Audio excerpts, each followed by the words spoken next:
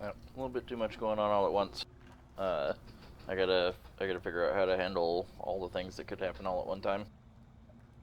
In the next few minutes. So everyone's going to go ahead and take their intermission bio breaks, and we'll be back in about 15 minutes. Alrighty.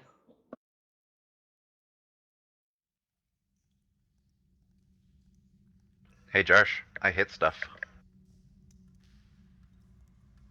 Kill the thing. We're not fighting those again, are we? No, not Maybe. yet. Maybe. There's Damn. there's a whole crap ton of bats above us, and we're being really stealthy, so it's not too like these are actual confirmed bats, like harmless little insect-eating things. But some of those bats have puncture, like there's dead bats on the ground that have puncture wounds.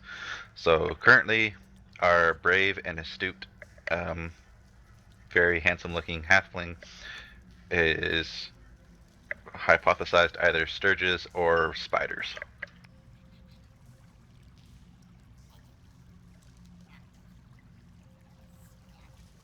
But I we don't know see why it anything can't yet. be arrows.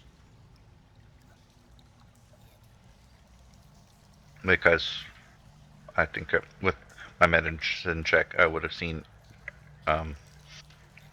arrows going through maybe the other side or something like that.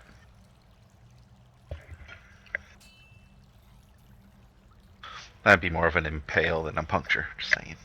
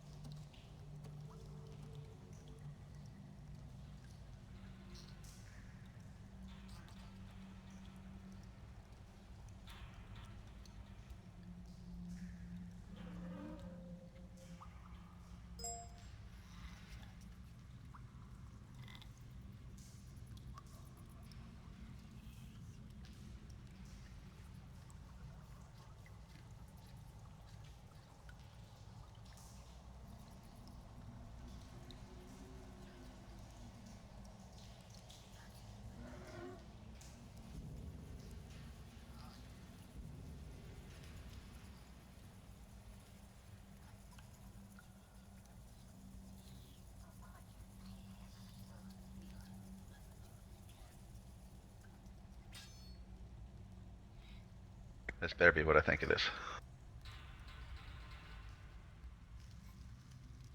Yes, it is.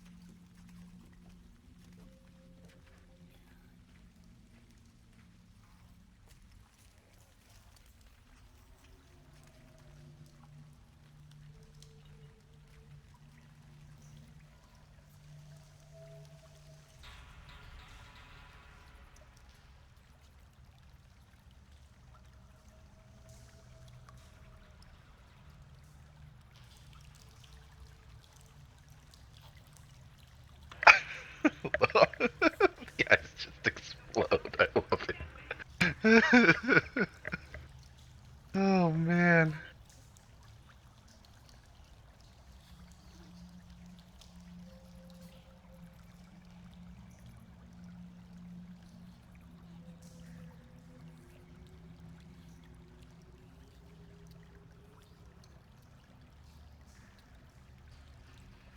That is hilarious.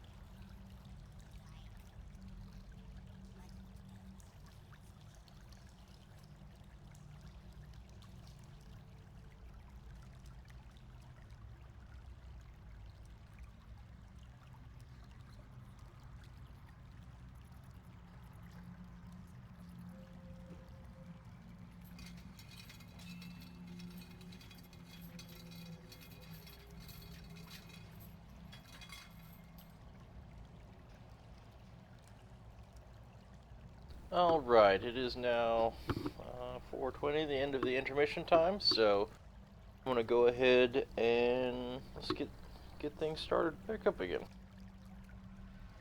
I think I've got everything kind of handled on how I'm going to do things. So a couple things are all happening all at once, potentially. So as you kind of move forward, you can see the trash pile, the trash heap in the pit in front of you. You can see to the right that there is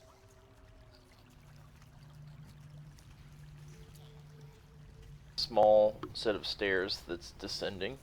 There is at the very top of the stairs, you can see that there is a spear laying on the ground. And as Tiax kind of comes around the corner, the direwolf is smelling, trying to get a sense of something beyond this overwhelming smell of the bats and the guano and the like. Go ahead and roll. Let's go ahead and get a perception for both TX and the direwolf separately.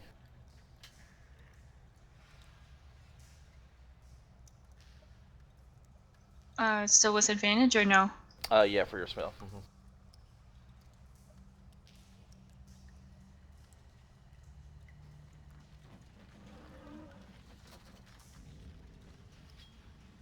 As you get onto this side of the cave, you're definitely getting, it's something from afar.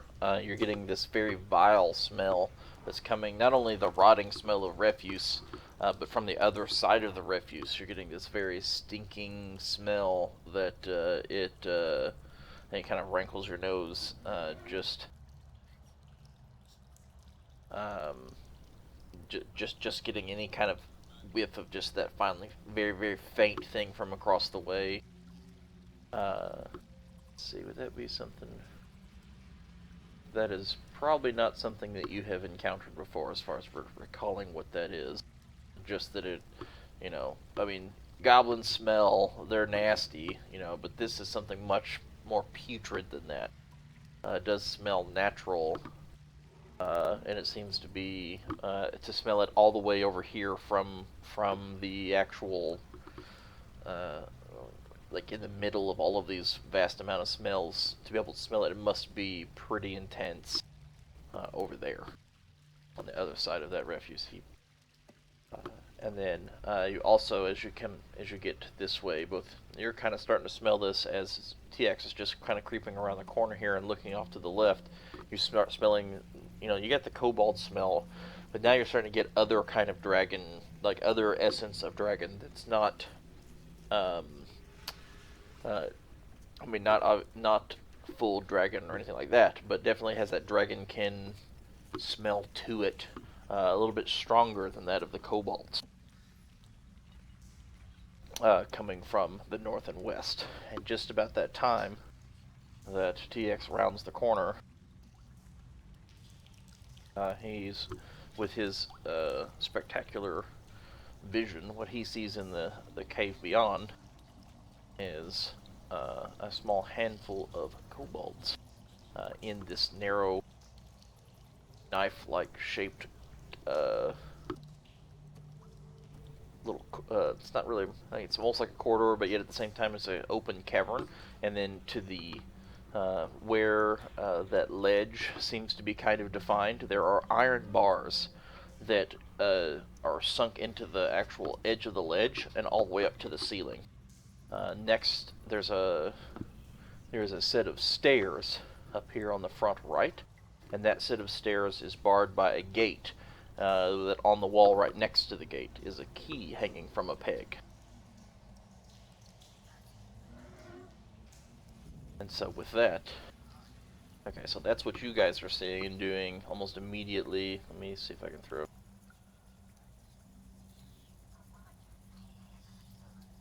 We will be rolling initiative on this side if you guys want to do that. Now that Laurel is here, I will kind of fill him in on to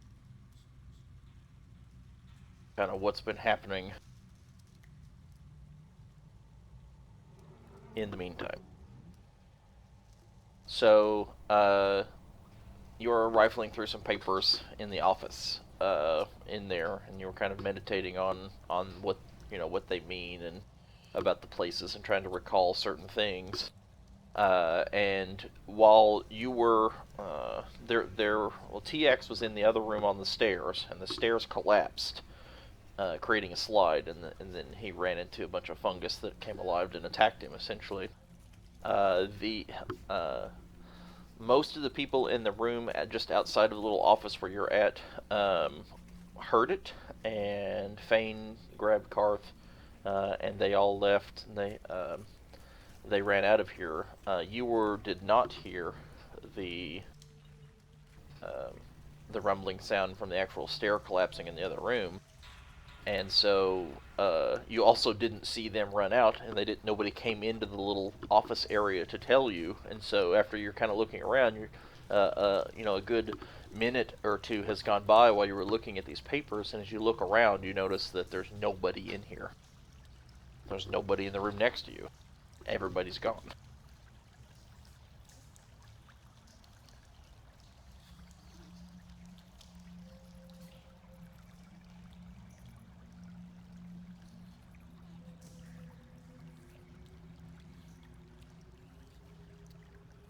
So with that, what kind of would be your, I guess, first inclination?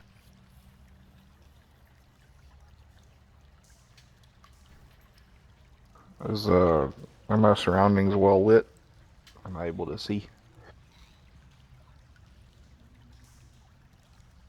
At the moment, let's see, how does that make sense?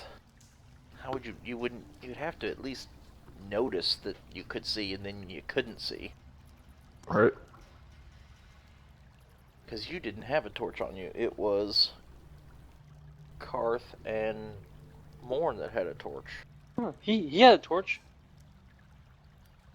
He lit a torch after we beat all those guys. He threw it at the campfire, though. Yeah, he threw it at Oh, the he campfire. did, yeah. So there's light coming from like around 3 corners and an entire other side of a room away. So yeah, now you'd be in pitch black darkness. So so as you were kind of looking and meditating on the things, you would notice that the the light kind of just went out as you were kind of left sitting here as they took off running down the tunnel. At least a few combat rounds, so maybe 30 seconds ahead of you, took off sprinting, leaving you here in the dark. So we're not time-wise, not very far behind. Oh, is there multiple?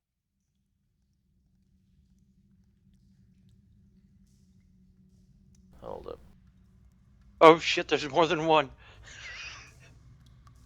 The What plot happened there? thickens. Can you move this other one around?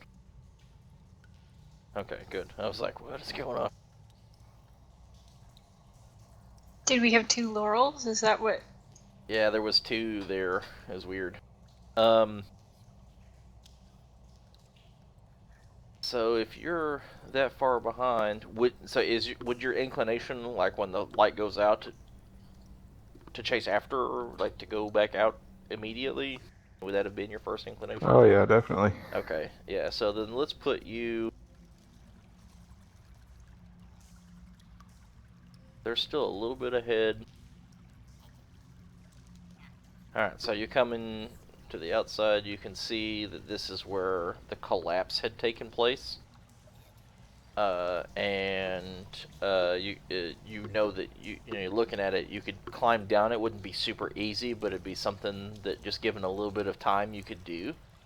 But you can see the 4 large fungi at the bottom of what was the stairs originally, kind of cut in half, cut down, and you can see where there is some light coming from the north and east.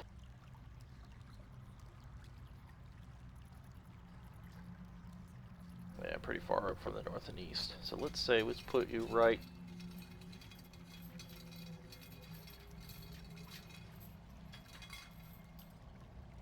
Yeah, we'll put you right here, And then this would be as you're kind of moving your way through the cavern. You can just see the light and maybe just barely getting glimpses of the people way far at the off into the other little bit of cavern up into the east of you. And that's where I'll have everyone rolling in.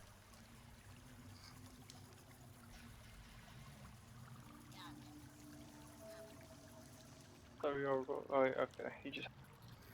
Yeah, I think everybody already had. Sorry. You have to apply it to my direwolf though. Okay. Rolled 10. Mm-hmm. Yeah, I've never had two 20+ initiation rolls ever. Ever. Okay. I've always been stuck in the low teens. I like this extra dexterity. I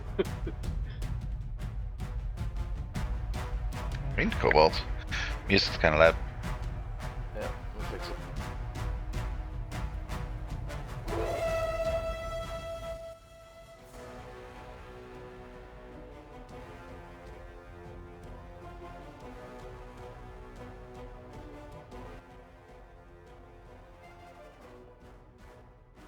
There we go.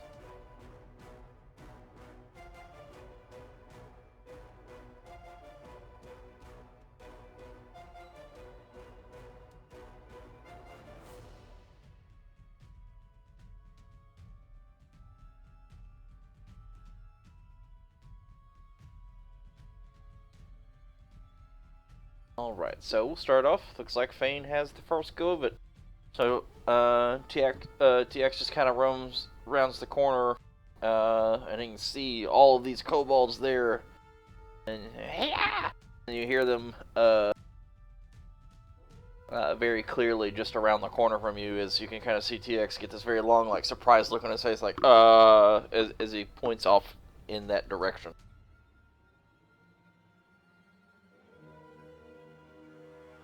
Okay, so you were attempting to be stealthy. What was your last stealth roll?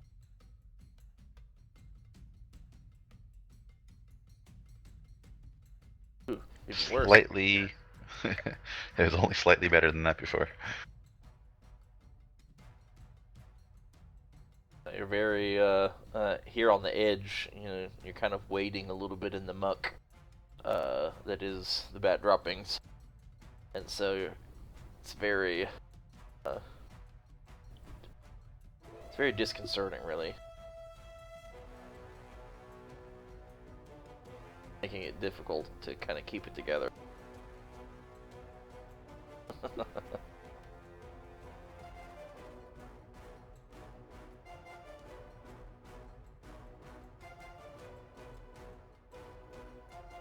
As more and you're kind of coming up around the dire wolf on the backside as you're kind of entering into the room itself. You get a better look at the stairs to your right there than the others. You see that spear lying there, and then you can just kind of look off to your side. You just barely catch the edge of the glimpse of one kobold, particularly one that is winged.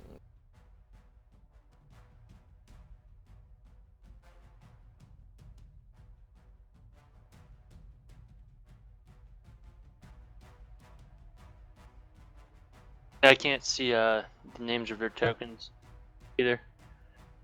If you hover over them, you can't. We said Yeah, we- these ones don't have it. But the other ones did. Yeah, after you activated them, I guess. I don't know.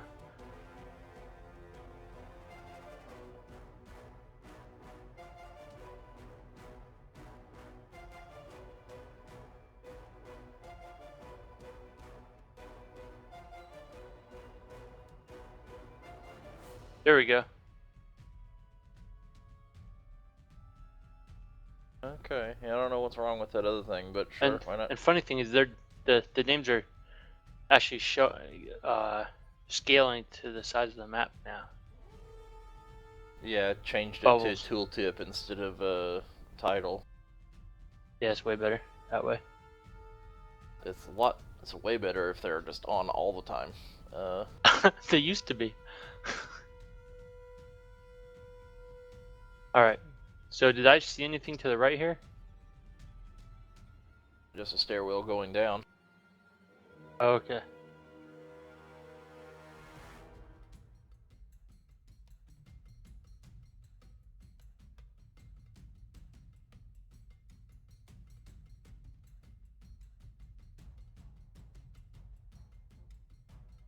All right.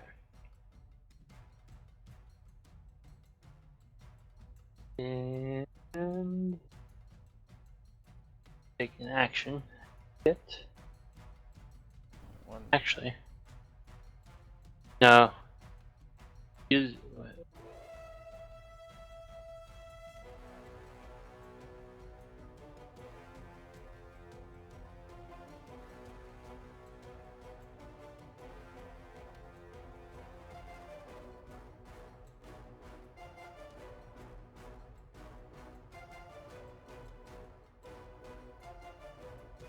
Okay. And end of turn, I'm taking dodge. Alright, 1 second here. Make sure that I have the right location for. Okay, no, that's fine. Okay.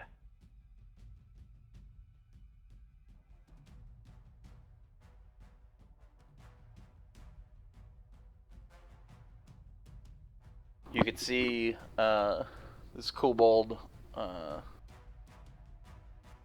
one kind of up front. This one actually has wings. Not a particularly common occurrence, but also not entirely unheard of either. And it begins to take flight. His wings are like very small dragon wings that stretch up out of its back, and it takes flight into the air.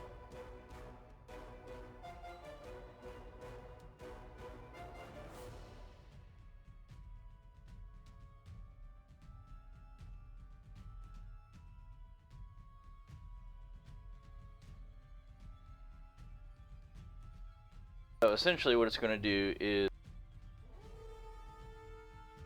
fly into the air, kind of at this diagonal up towards the top of the cavern, which is still 30 feet up, something like that. And it's not going to quite scrape the ceiling or anything like that, but it's up close to the ceiling. As it flies forward, it's going to kind of fly diagonally up. And just as it gets overhead over Morn, it's going to drop a small rock that it was carrying in its hands to try to land on him. As it, at that moment, as it drops, it banks back.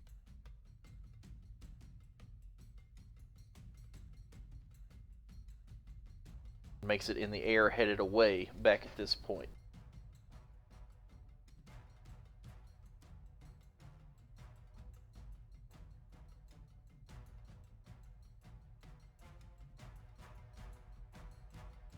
And hold on.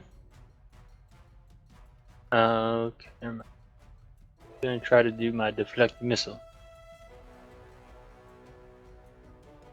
Oh, as yeah. my reaction. I don't see why that wouldn't work with a rock being dropped on you. You said rock, small rock. Yeah. Yeah. Yeah, it's not like it's dropping a boulder on your head or anything. So yeah, what? How much? Okay, let's go back. And Oh, I was spend- supposed to put the effect on me before. Yeah. Hold up. Let's undo that then. That way we make it work. Let's see. It would have done Well, 9. roll no, you rolled the damage. Roll the damage. Oh, you did roll damage, didn't you? Yep. So we'll just remove that effect. Roll the. What is it supposed to do? It's supposed to just subtract 1d10. 1d10 plus your dex plus my monk level. So 1d10 plus 6. So I already mitigate that damage. No, not necessarily. Depends on what you roll. Did 9. So Oh, did 9? yeah. Oh, okay. Roll a d10 So I'll do- plus 6.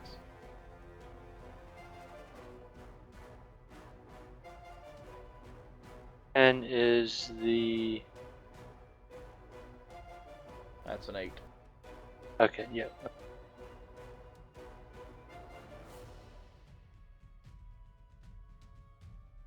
Okay. Oh, I yeah, didn't do +6. that's fine. We'll take care of that then.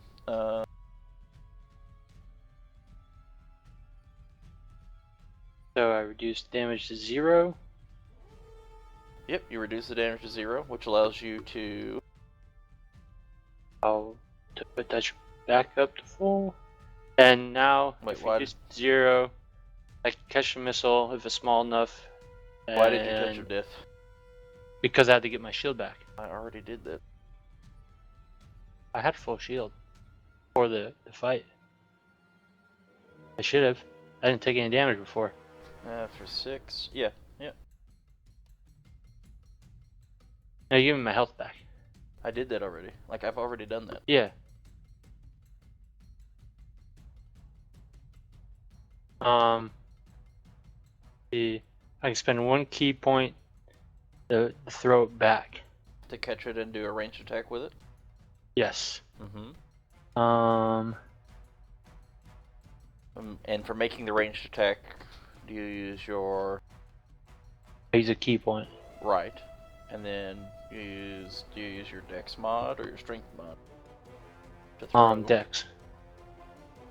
It says to use it as a monk weapon, so you can use your dex. Oh, okay. Yep. Use it as a monk weapon. That's what I was curious about, whether it said that or not. Yep. I think it's the same stat as a dart. I think that's what it says. Yep. Then go ahead and do that. 1d4 plus dex, right? You have to attack with it first. You have to throw it back. Yeah. You have to make the ranged attack.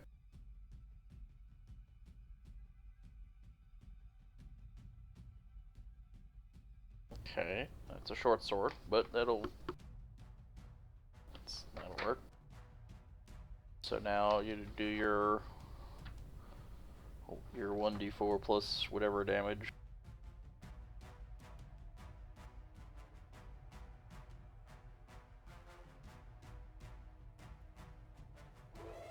Three. Oh shit. Okay, there it goes. It lagged. I'm like, why didn't it do anything? Okay, yeah.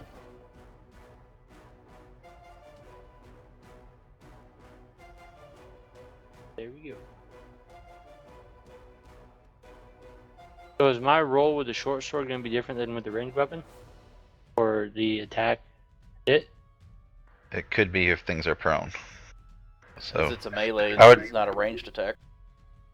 so what I would Okay. do, Wolfen, is while everyone else is doing their turn, go into the equipment library and drag over like a dart or a crossbow or a bow, and Okay. then just change the name and the dice and the damage dice, Okay. and just call it like improv monk. Like he's already Deflect got missiles damage thing. for return missile or whatever. Yeah, but it'd be a lot easier though if it was just if you just had a single weapon, you could have the damage Yeah, and attack all in a single thing. Yeah, It is Karth's turn. yeah, you can Magic just rename it. missile to the winged kobold. Okay. All right. You get 3 Oh, missiles. I didn't mean to. Yeah. You use that or click it over on them. Hold on, let me. We'll just use that. That would actually be enough. First missile. As it banks and flies back, you very actively fire off your swarm of missiles. The very first one strikes the first kobold. In doing so, it plummets to the ground, and you can see as it lands, the way it lands, its neck backwards and up under it. It looks like it's broken. It's definitely dead from the first missile. So as the first one strikes, you can now guide your other missiles to a potentially different target. At the moment, you can really only see one though, which is 3. Kobold number 3. At number 3, yeah. Yeah, I'll go for him, I guess.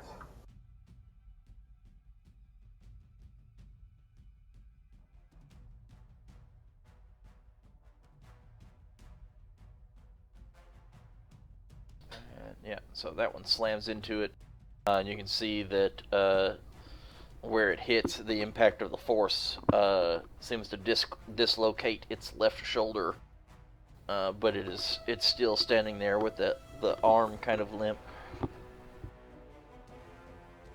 And then now you have your third missile. Did you do? No, I've Oh, only you done did? 2 Okay, so okay. far. Okay, yeah.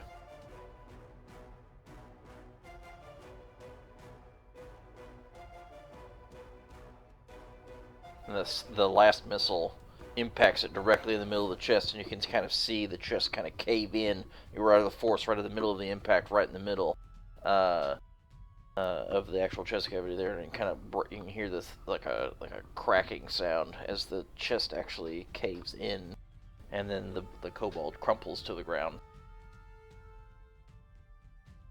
I am wild magic, so is there anything That was a that first needs level, to... yeah. So roll, so that goes off. The spell effect goes off, and then you roll a d20, and then thanks for reminding me the to see if it triggers a wild surge rather, and it does not. I think it only does so on a 1. Yeah.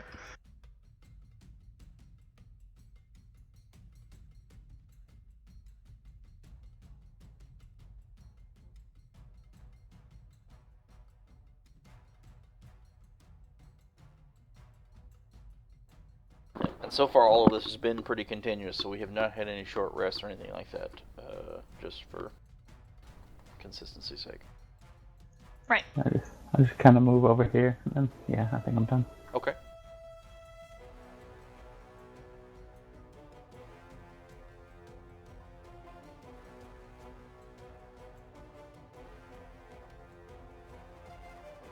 You can see that second kobold turn, take a run for it back to the back of the cavern with its brethren. It's Tiax's turn.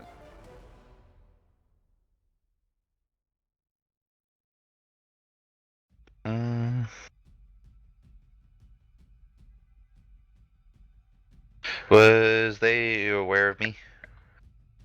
I had a 12 going into this as a stealth. Let's see.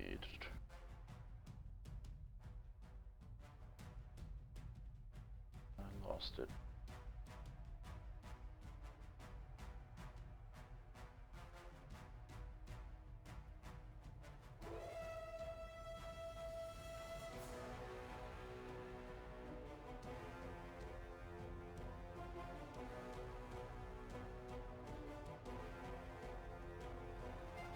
Not at the time, no.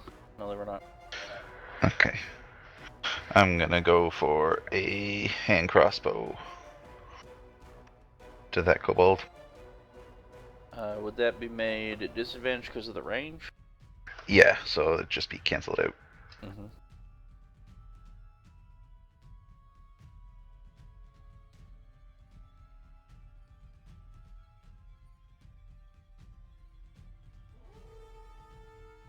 Okay.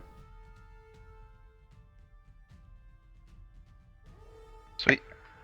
That's the one that was running away? Yeah, so you see it take off, turning around, running, and it's still kind of running away from you. As you do, you kind of just dodge around behind Morn and let off a fire. Kind of have to arc it a little bit because it's just outside of your weapon's normal range. And then as it does, you can see it strike directly in the middle of the back. And then the actual kobold itself, as it's running forward, falls, comes skidding to a halt, and lies motionless on the ground.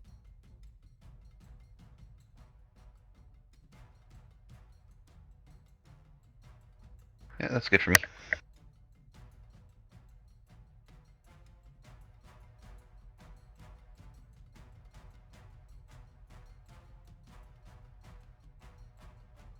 Oh, I think I can just make it to the closest one there.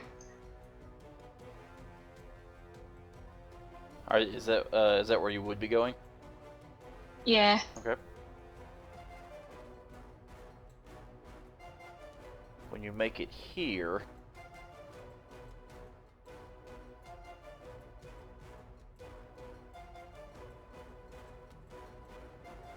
let's double check.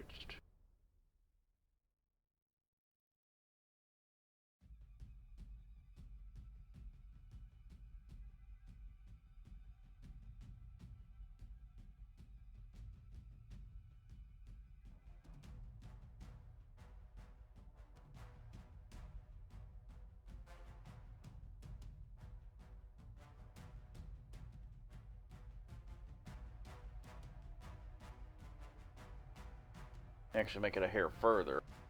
As you kind of go bounding in this direction, your front foot catches just the edge of something that starts to give away a little bit, and as you slide a little bit forward, your back foot dips. Both of them kind of dip down into what has been a cleverly hidden little spike trap. The spike trap is only a couple of feet down, but the spikes are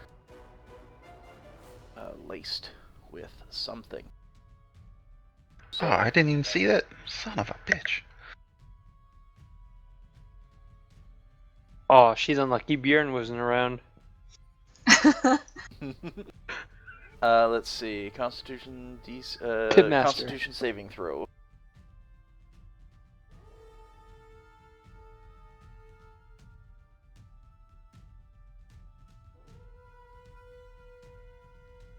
Going to take 1 point of piercing damage from the spikes, and the it looks like some kind of very thick parchment-like thing was laid over and painted to look just like the floor, and that's what kind of gave way as you ran over it. We're going to take 1 point of piercing damage.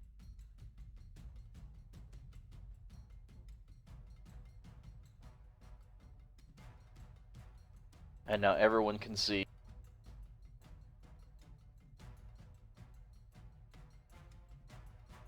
this large pit trap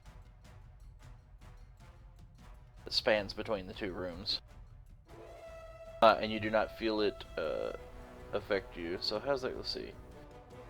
That'll let you... So that's going to take a little bit of extra movement across that square since you kind of got dipped in it.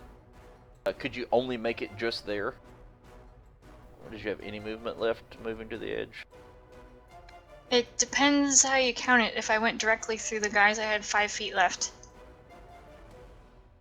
But if I had to go around them, then I wouldn't. Yeah, you should be able to kind of go through them there. Yeah, and then the extra 5 feet was just enough to... You kind of got the little hobbled step from the actual foot kind of going into the trap, but then you kind of recover quickly, and it only takes a small amount of movement as then you make the rest of the way there.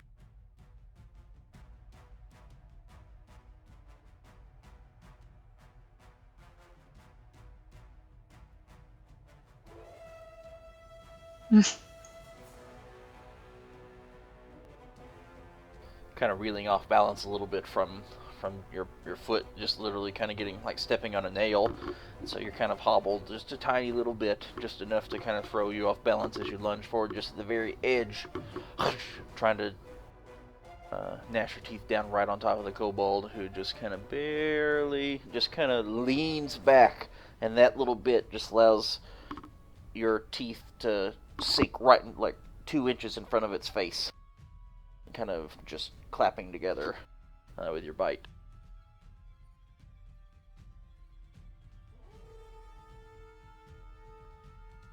That's it for me then. Who's the light source in our party right now? We have 2, Karth and Morn, at the moment, and so you can see Fane, who current position ahead of you, and you just see the direwolf dash past in front of the light source, creating a big shadow for just a brief second, and you see and then take off around a corner that you can't see.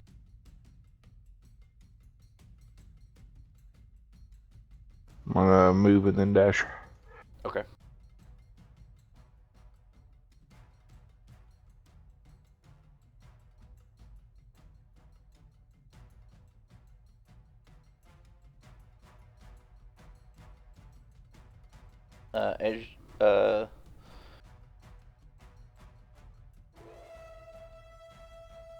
As you come charging through the room, making some pretty large clanking noise, go ahead and, for the funsies of it, roll a stealth check.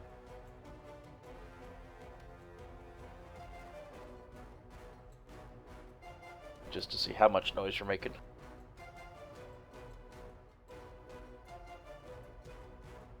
A lot. as you run into the room, you can see above you, well lit now, this carpeting of bats across the very top.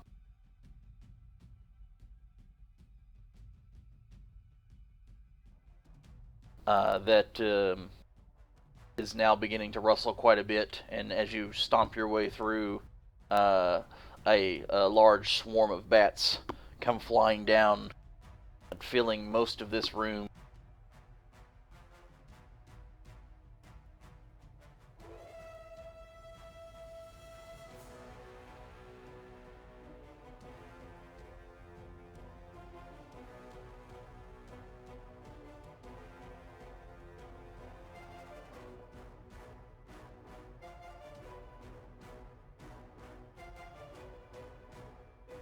Swarm of bats itself is has an icon, but itself it fills up the vision.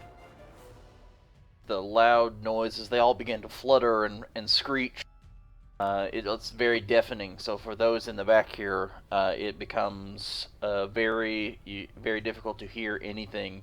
And there's so many of them swarming around that vision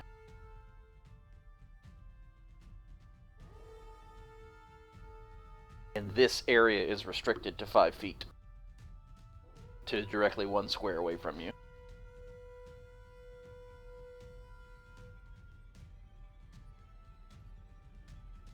If you were a Sith Lord, you could do the whole bees move. Base?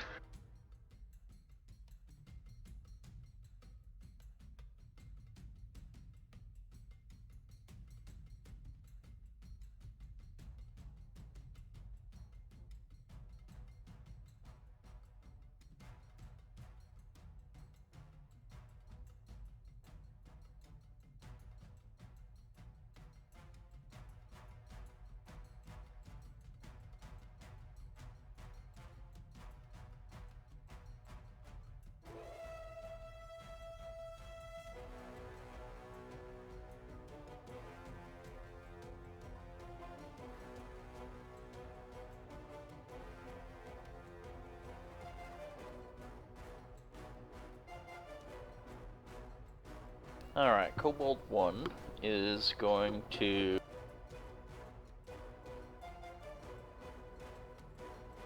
Pet the nice doggy? try to pet the nice doggy with his dagger.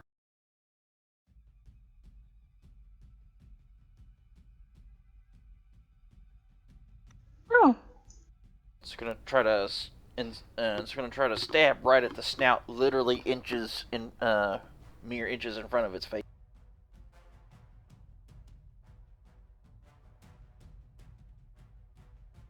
And it kind of stabs upward, catching just the edge of the jaw, and you can feel it cut into your skin and kind of bounce off of what would be your jawbone there, and just slice up along the sides of your jowls, up over the side of your snout, opening up a major gash.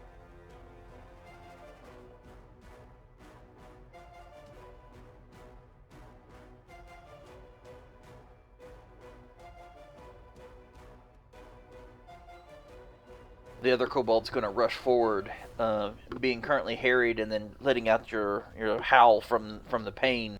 It's going to come in and try to stab at you from the side, trying to stab into your shoulder right above, right at the top of your leg there.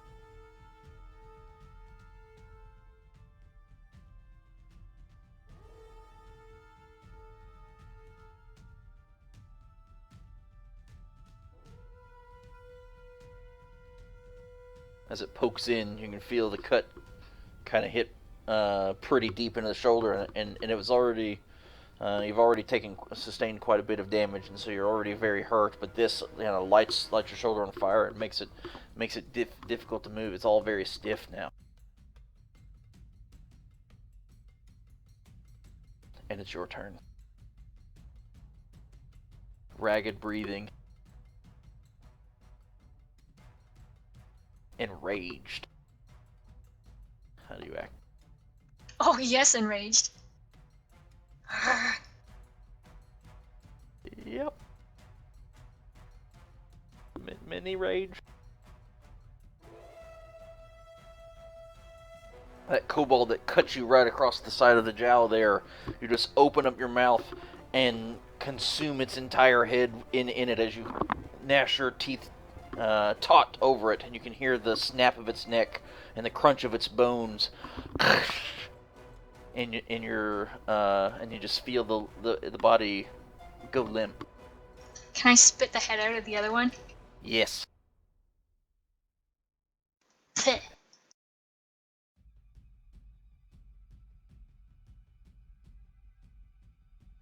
Go ahead and roll intimidation. That's pretty intimidating.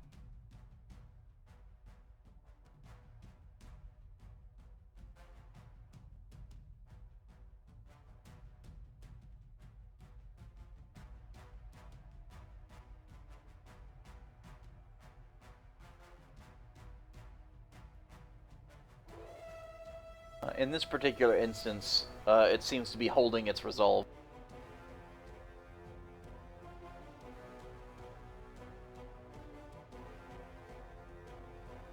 And that's it for me.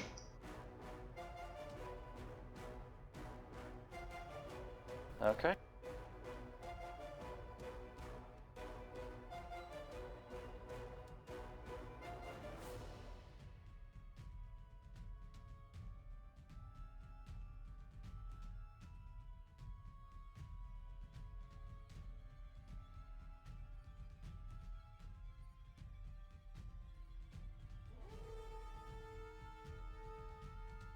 Uh-oh. Oh, look who disturbed all the fucking Sturges.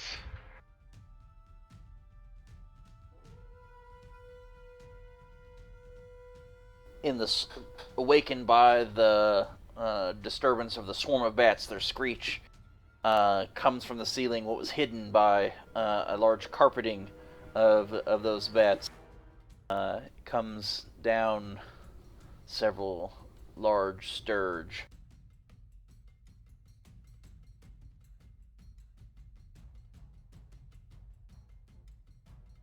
You see the first one swoop in, latch onto a bat as you hear it screech.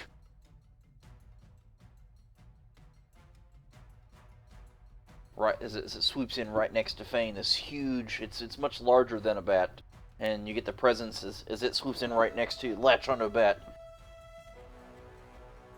Continue to swoop away, and then you hear the shrill scream as that bat dies.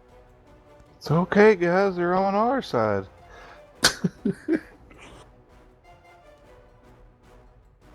Only if you wished.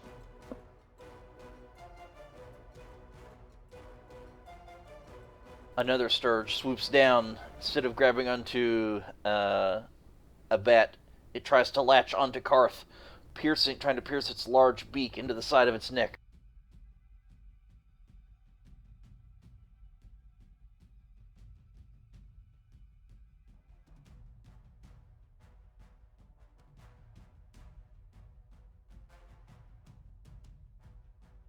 What'd I do? Oh, whoops. Wrong.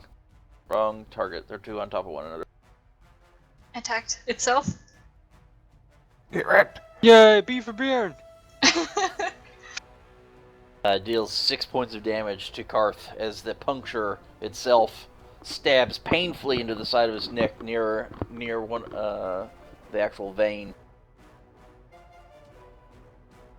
That sensation after the pain hits immediately, you start feeling a slight numbing sensation as well as a lot of pressure, as though that it's starting to then, with its beak, begin sucking out blood from the vein that it punctured.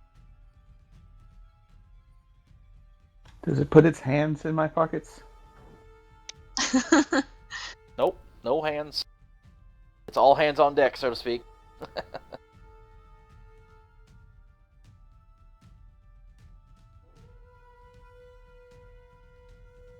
It's Fane's turn.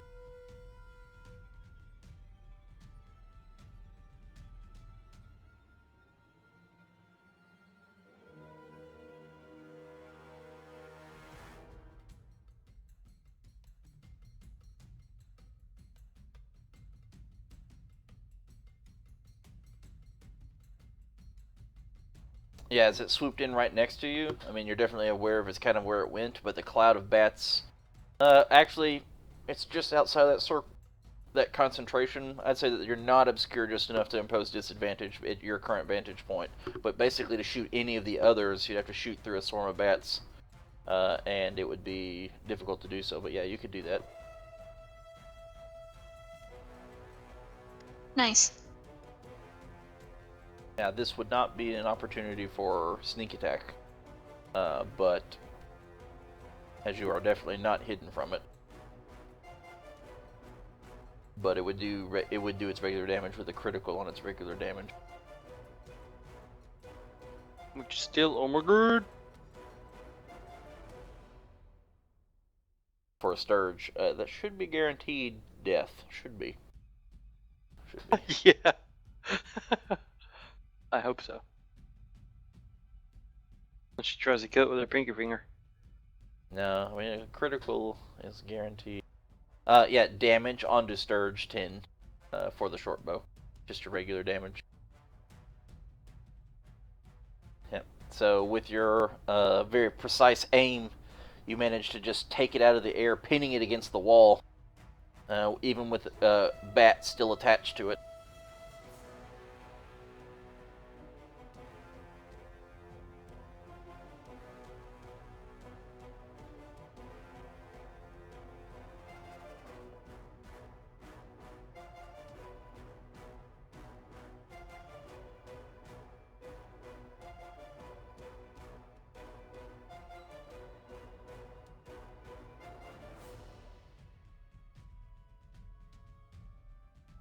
Okay.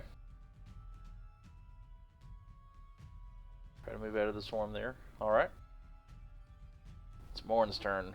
As you're just outside of the main clog of all the bats, but they're definitely swooping in and around, all around you there.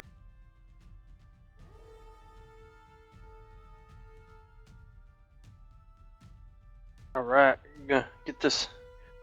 Whoever's attacking Karth here. Alright, that'd be number 7. Question. Did we in the past decide we had advantage on the attack? Because technically it was stuck to him, or what? How'd we decide that before? Technically, we're going to use our flanking rules. Okay. Yeah, and so it'd be really difficult for something stuck onto him to not have the flanking rules. Unless you were behind him or something and trying to reach around and punch him or whatever. Yeah. But yeah. Hey, don't move, man. I'm gonna try and hit it around you. Yeah. Alright. So yeah, it's sticking out of the side of its neck there, and you rush up to it. What are you doing? Gonna swing at it. Yeah, you hit it.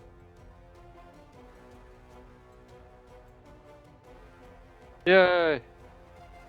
And then I'm gonna move over here. As I move, Oh, never mind. Yep, I'm gonna hit him with my unarmed strike. So Okay. let's see, this is Sturge 9.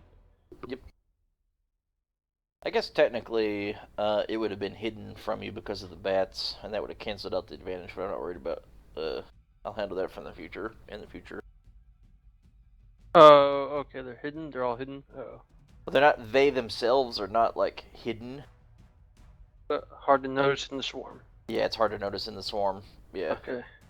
The swarm itself, both the visual and auditory distraction makes 5-foot vision the most you got, and everything's kind of hidden. Okay. I have to roll a perception or something. Well, I do have the torch, so I move closer with the torch. Mm-hmm. Yeah. Yeah, and they definitely don't like that, so they're more likely to shy away from you, holding the torch in your hand. Right, everybody, bright and shiny. Gorgeous. Alright, and that would be the turn.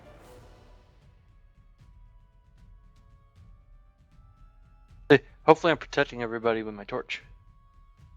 Yeah. Yeah.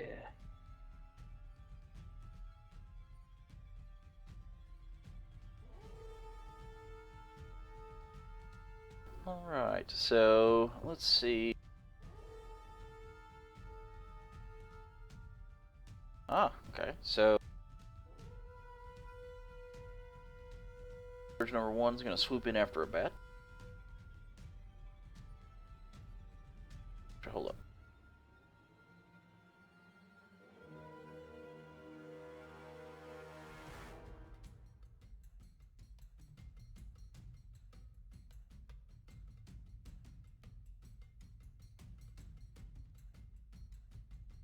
I'll do it that way.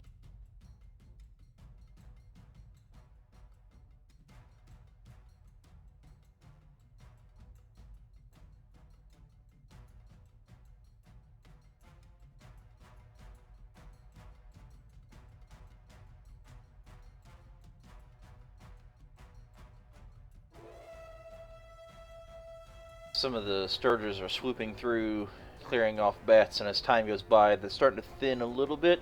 Like some of the obscuring is, there's little pockets of maybe where it's not quite as thick with the bat cloud as it was before, but there's certain pockets of noticeable bat no longer being as thick just to the south of Laurel there.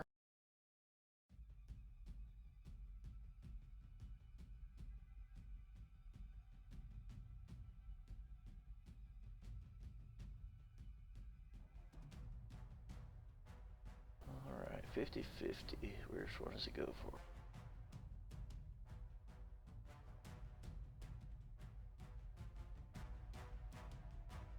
Sturge number 6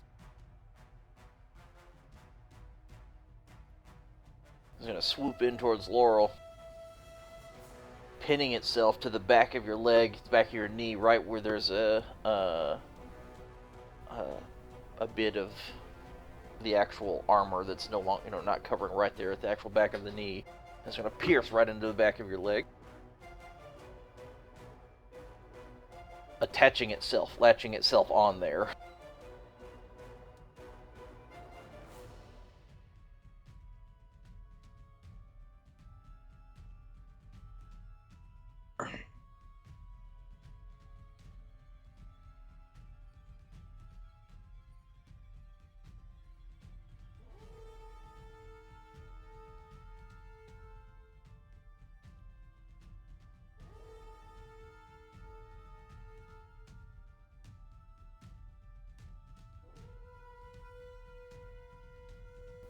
Sturge number 4 is going to latch onto your back directly in between the shoulder blades and dig in right near the spine to mourn there.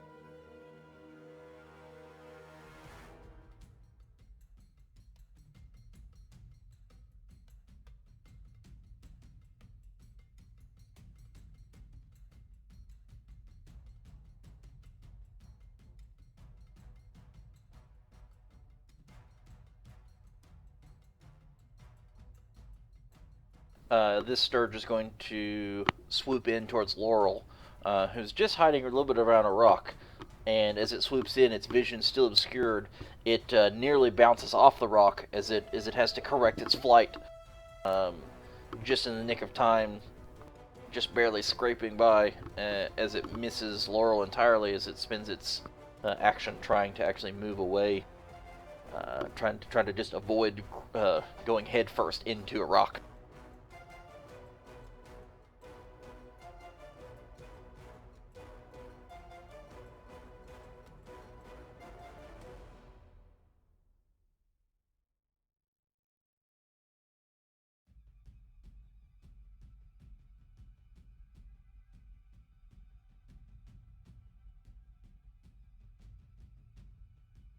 Sturge is going to lash onto another bat.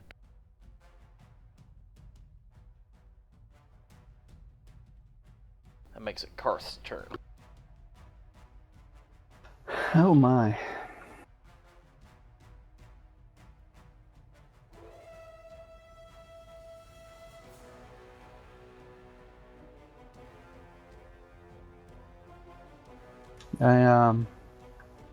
I glance around at everyone. Yeah, it'd be very difficult to see Laurel. Not only is he swarmed by a swarm of bats directly in the middle of it all, but also now a swarm of sturges right in his direct vicinity. But all those, everybody up in front of you, you can see pretty clearly, even with the bats.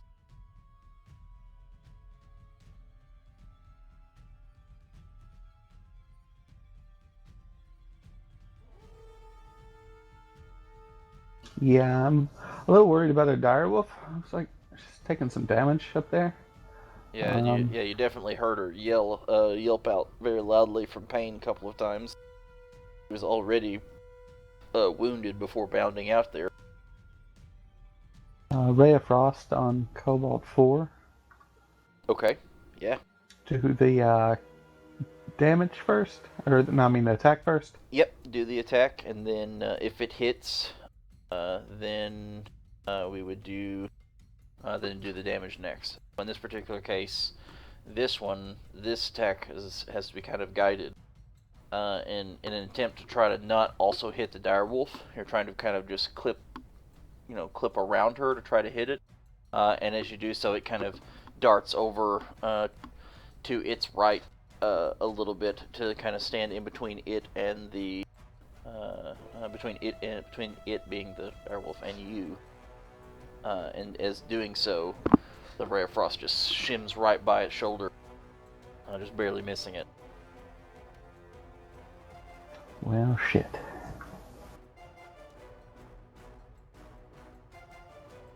I guess that's my turn.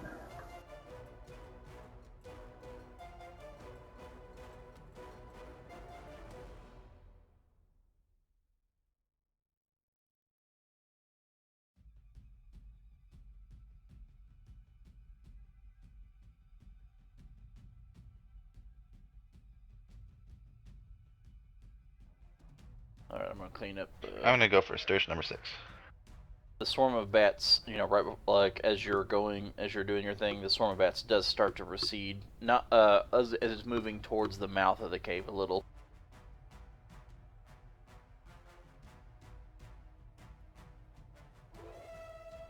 The swarm occupies more of this area now.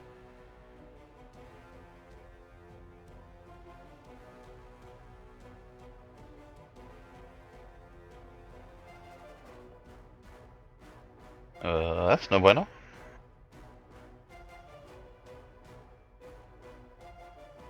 Surge 6 is the one that attached to Laurel, I think, right? Yep. Okay.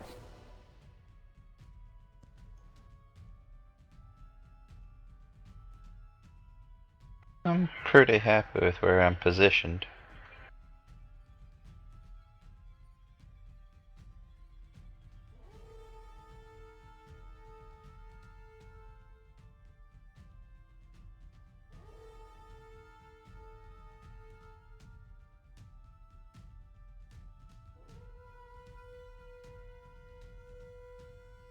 Another Sturge swooping in from the west is gonna swoop down, and this time try to go for the exposed area of your neck, piercing in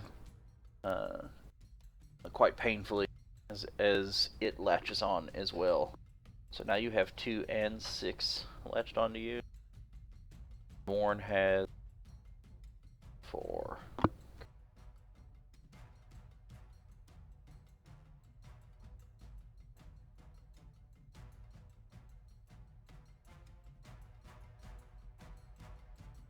That makes it Laurel's turn. So Laurel kind of reeled in pain from that first one and biting into his leg, but before he could actually do anything about it, that other one latched onto his neck, so he's just gonna kind of go at it with his long sword there.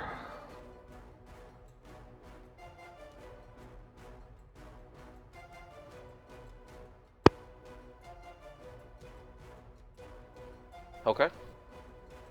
Which one? The one on your neck or the one on your leg? Neck. Okay, that'd be number 2.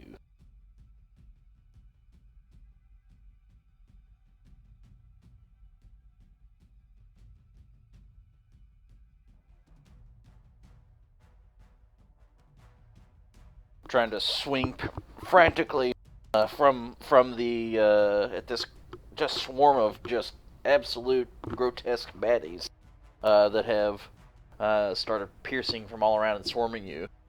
As you try to swing frantically at it, you may have didn't quite have the most aimed strike, if you will, as you also don't want to chop your own neck off. And in doing so, you just managed to what would have been almost shave the entirety of its back, just wafting it with air instead. And you're gonna stay. You're gonna try to stay there. Oops, that's a misclick.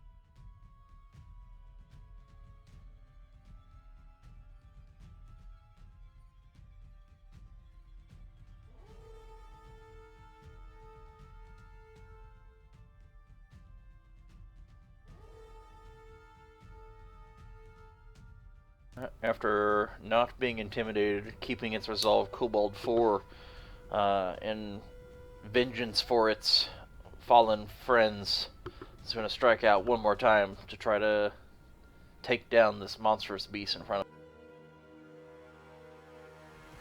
Although perhaps more shaken than his actual appearance lets on. Goes to thrust, but does so as it's kind of like almost like a haymaker type punch, but with a dagger trying to stab instead. Stabs right through the mouth, but with the mouth open, doesn't actually make contact with anything in front of it, nearly getting its hand bitten off in the process. And just as that happens, right about the time that its hand is most of the way through your mouth, you clamp down on it.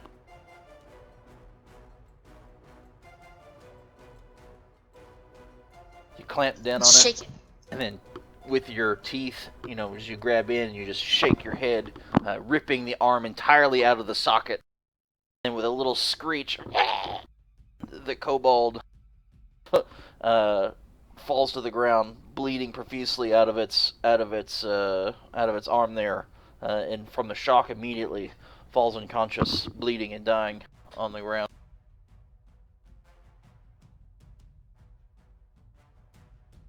And I'm gonna head back towards that pit trap. Okay. Or spike trap. One thing to note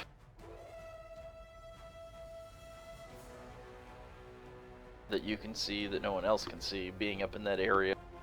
I forgot to go ahead and do that. Oh.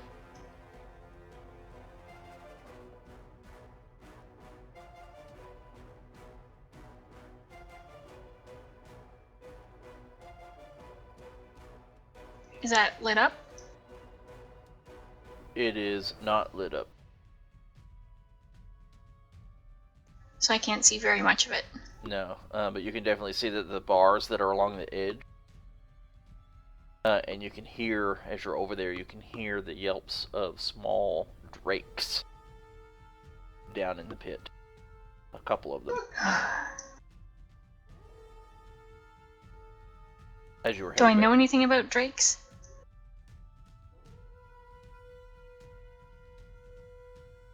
That wouldn't be a nature check, would it? Nature would be more like if you had. Let's just do a straight regular intelligence check. It would be nature if you'd actually studied them or not. No, nature's right. No, I'm sorry, nature's right. Do nature. Whether or not you know anything about them. You know a little. You know that they are a small form of dragonkin, and that particularly some people often train them like you would train a dog to attack, or like an attack dog of some sort, essentially. Would they be able to fly up out of that pit, or that they don't have wings? They have wings, but they're not really capable of flight. Maybe a slight gliding for. Like a chicken. Yeah, essentially, yeah. But they definitely can climb, which is why the bars are all the way along the ledge, all from the from the top of the ledge all the way up to the ceiling, very tightly spaced. And there's the actual doorway itself being over by the stairs that are on the far right side there. Anyway, so Okay. so that's kind of just what you're kind of getting as you're over in that area. Oops, dang it. I do that all the So can I get across a spike trap without hurting myself? You can if you can jump over it. And for you, that's probably not too difficult. Yeah, but am I gonna land on somebody if I do? That would be difficult given the current layout of where everybody's at. You'd have to get some good angle and maybe come at trying not to hit Karth or something going down, like going straight, like jumping more south than. I'm not gonna say it's impossible for you not to hit or barrel into anybody as you leap across there. So, is that something you would like to try?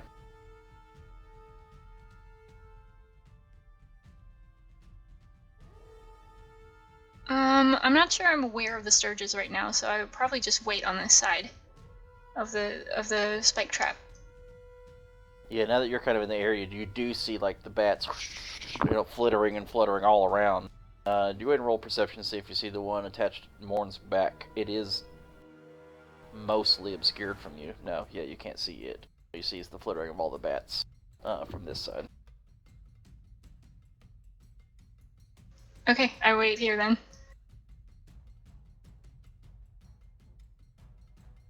Alright, which makes it Fane's turn.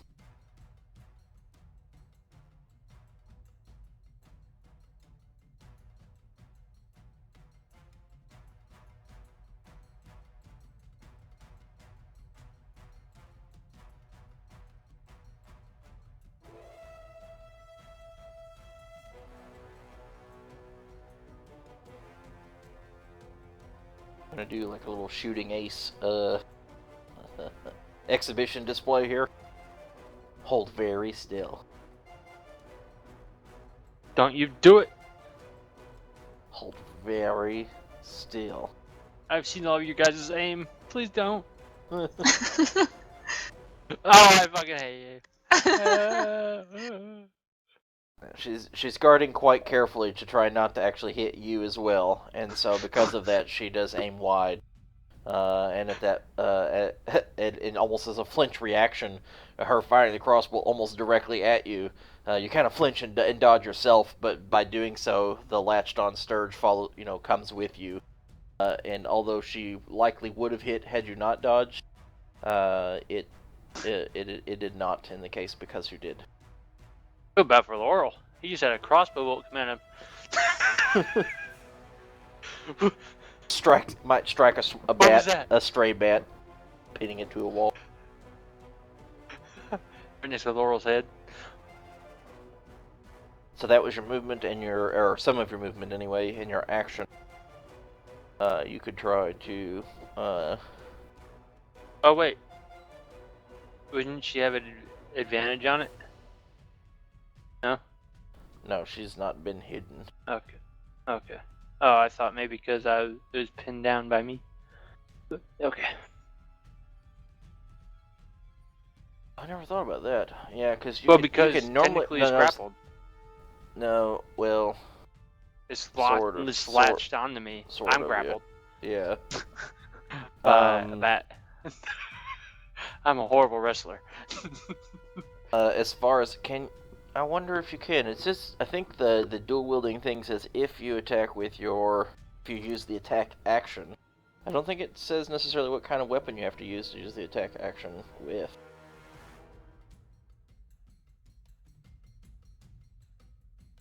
Crossbow's one-handed. Or two-handed. A hand crossbow. Yeah, it's a short bow, but she could always drop it and draw her short sword as she walks over there. Good. But yeah, you would have to. I mean, your short bow is in two hands. So in order for that to work, you would have to definitely have to drop it and then draw it as part of moving over next to it.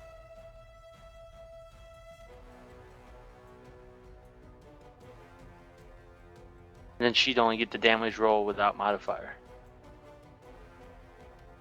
Yeah, there'd be no modifier. Yeah, because it'd be attacking the bonus action. Yeah, that seems right. Yep. So as you walk, as you take a step over, you draw your short sword from your and attack with it. I thought we had one set up for you No, I do. for your offhand. Yeah, short sword offhand. If you look at your actions on your character tab, it's the 1d6 piercing. Yeah, so you just roll the damage first. I mean, not damage, sorry. The attack first, and if it hits, then do that. So actually, we did say that this would be advantage because of the flanking rules. So if you want to go, since it's grappled, if you want to go ahead and roll one more time to see if the second one hits, since that's what the advantage would have done. And it does not. Okay.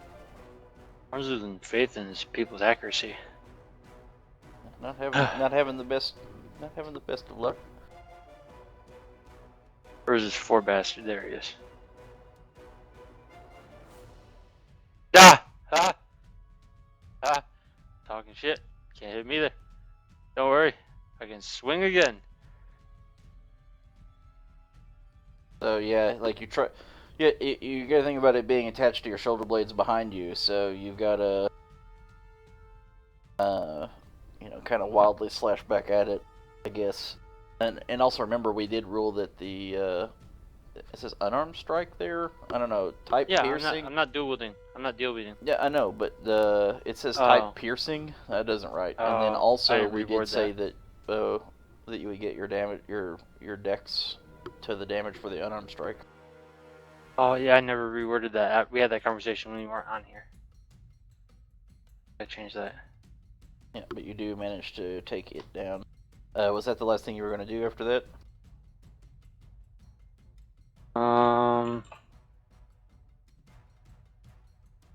I was gonna try and I don't have any more actions, so I'll probably move a little bit.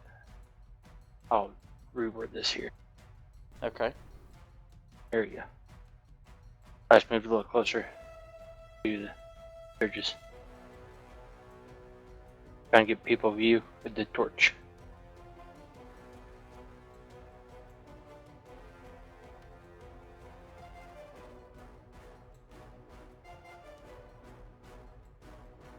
Sturgeon number 1's going to dive after another bat.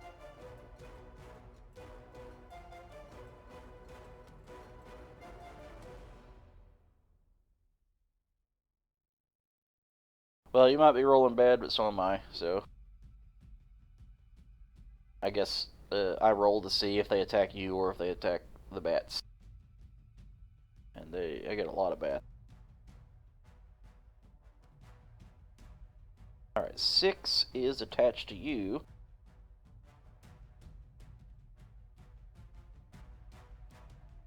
Alright, so since it's already attached, it doesn't have to roll to attack. It does instead the blood draw ability. Instead, the target loses due to blood loss. Okay, yeah, so it's just it's still 1d4 plus 3, so it's the same damage.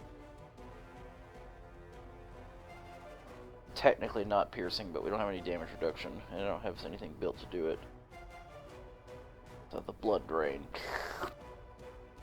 Untyped blood loss damage.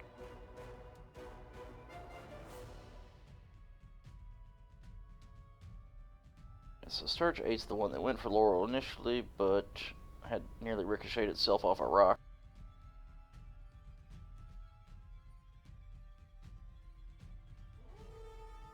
Let's see what it's going for. Nope, that's rocks are too hard. Let's go for bats.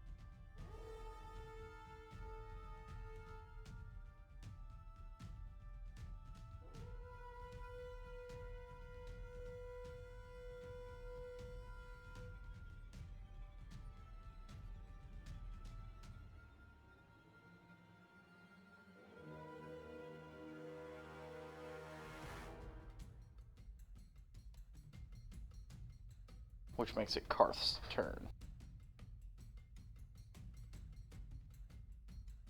Mm.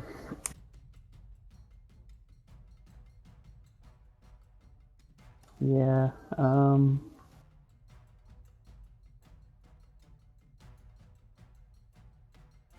Magic missiles to the Sturges. Okay, so you don't have to roll for attack on those. They're guaranteed guided to hit.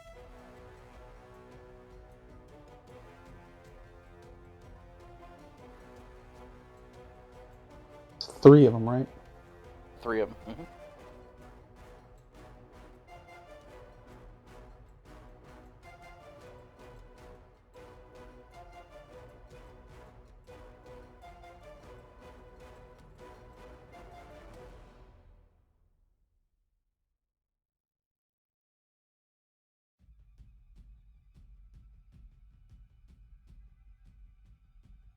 Alright, 3 missiles in succession.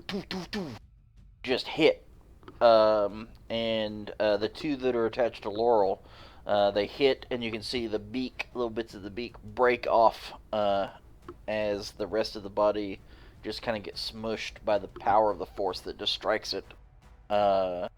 Leaving, and as it falls to the ground, just kind of caved in all over. There's still a little piece of that beak sticking up out of your neck and out of the back of your leg there.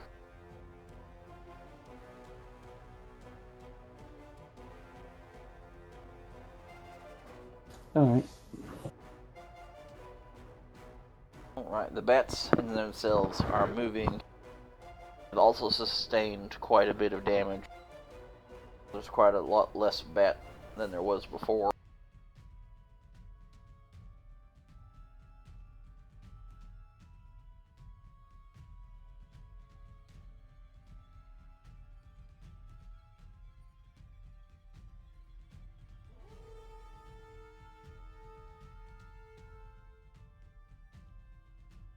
Makes it Tiax's turn. A little bit smaller of a circle than I.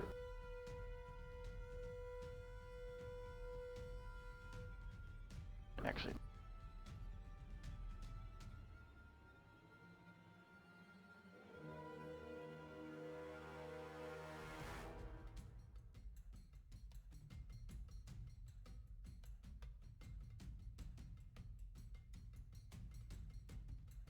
So you kind of take a step forward, and with your crossbow you fire, catching the sturge that's flying mid-air.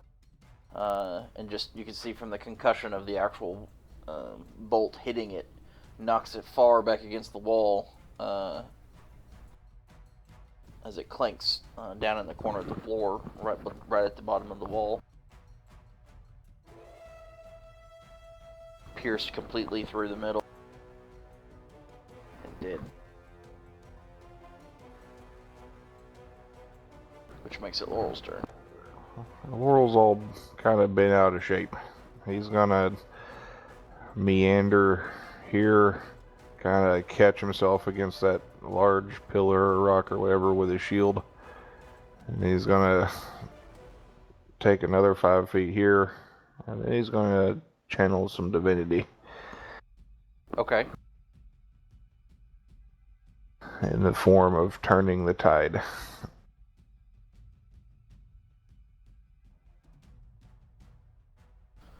Okay, that has something to do with, like, people below 50% health, I think.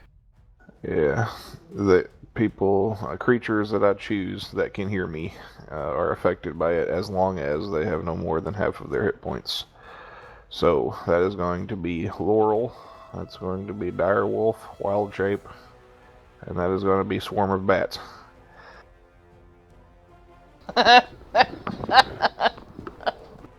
Do you choose the swarm of bats? I do choose the Swarm of Bats. Okay. Very much so. So let's do the... Awesome. That's awesome. Do you have an action set up for the healing of that? Does it I sure don't. Okay. Yeah, I didn't think we actually set one of those up.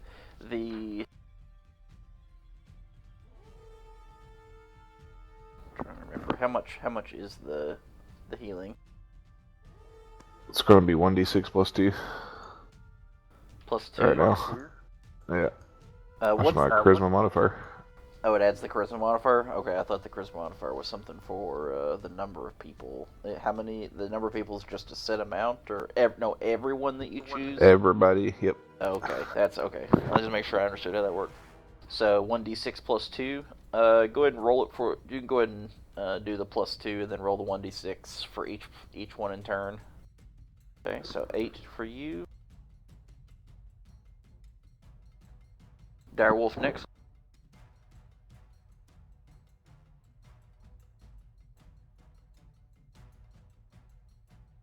That's 3.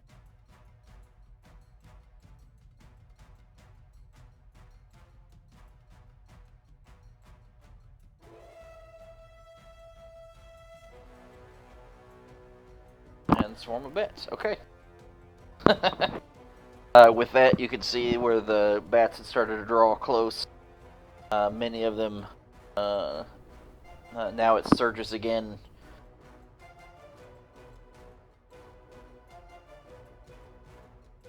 What's my... Am I going to have disadvantage on an attack roll against Sturge 3?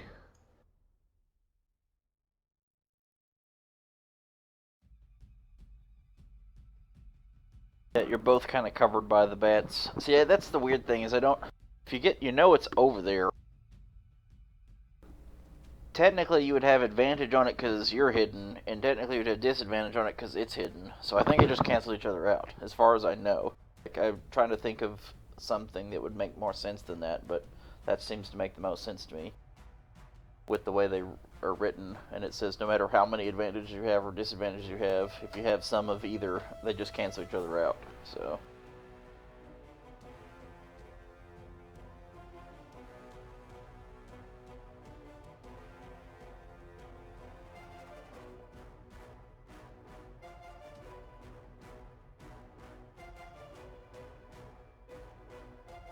So you take your step forward and just a very deft swipe slash, cutting it in twain, right across the middle, mid-flight.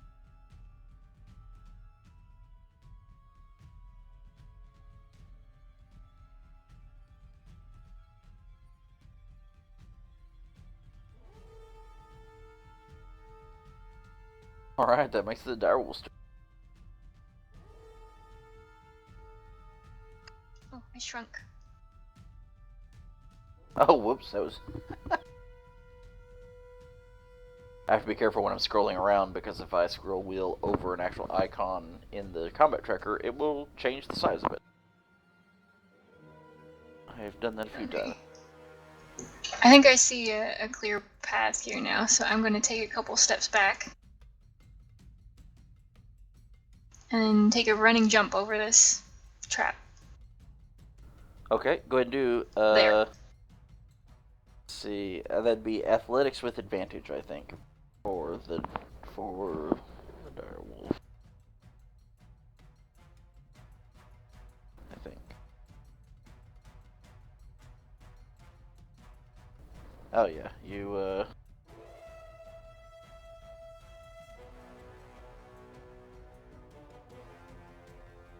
Yep. Very, very easily clear it without any trouble, especially due to your size. Knowing that it's there, you can almost step over it. Almost. Doesn't take much.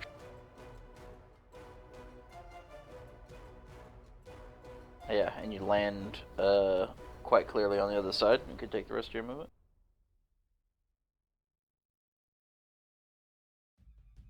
Whoops. Or I can kick on a combat tracker again.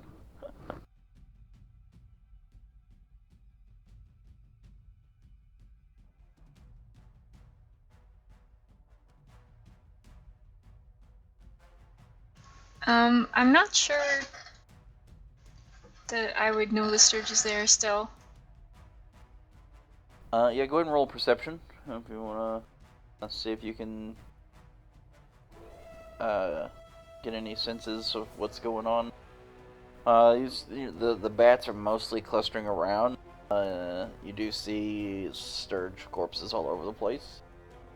several of them that you kind of, as you jump over, see the one definitely where Morn was, and there's a few over in your area, right where you're kind of landed, so you know they're there. I don't know that you know where that particular sturge is, though.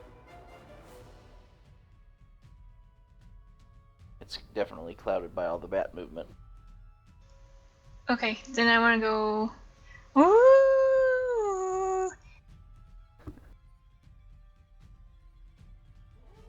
Try and chase the bats back down the tunnel. Yeah, go ahead and roll intimidation. Bark at the moon. Oh yeah, direwolf, bats, very intimidated.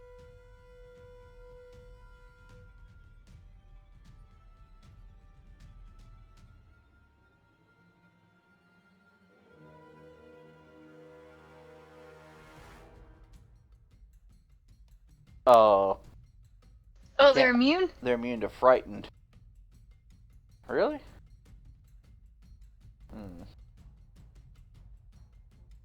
They're immune to the frightened effect. Could that be an animal handling thing? Or does that not work as an animal? Yeah, I don't know that you have the skill Can't even set. handle yourself. Yeah.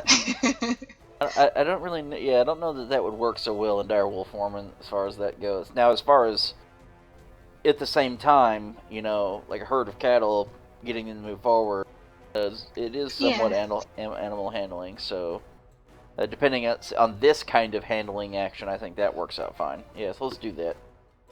Let's just see. That would actually make more sense. Though I'm really surprised that they're immune to frightened. That doesn't make a lot of sense. Bat herding? They're kind of immune to everything from the looks of things. Yeah, charmed, frightened, paralyzed, petrified, prone, restrained, and stunned.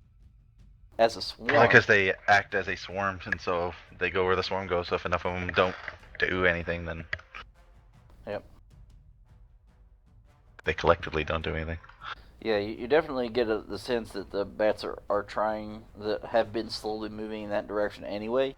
So with your urging that they're going to be more likely to get on out of here.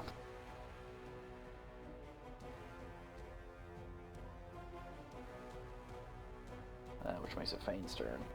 And Fane, however, is aware of the other stirred.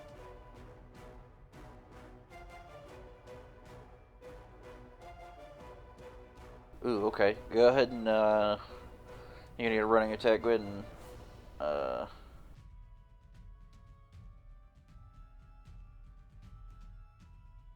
roll an athletics.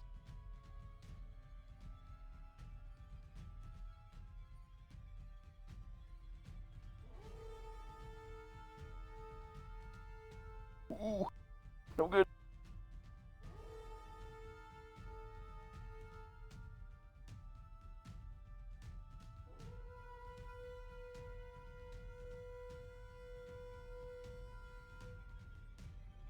As you kind of try to run and leap over the little pit here, your boot slips in muck, which is very obvious what that muck likely is. And as a part of that, you fall into the actual pit itself.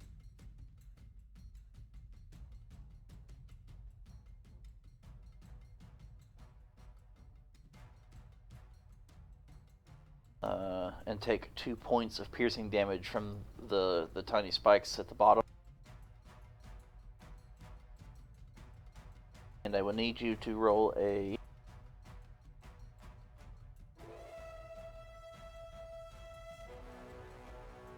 So where to go? Constitution save off of your character's main sheet.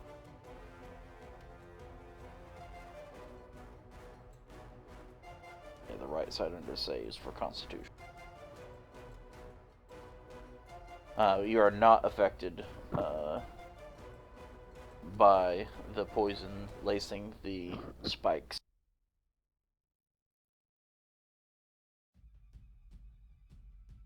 Let me see.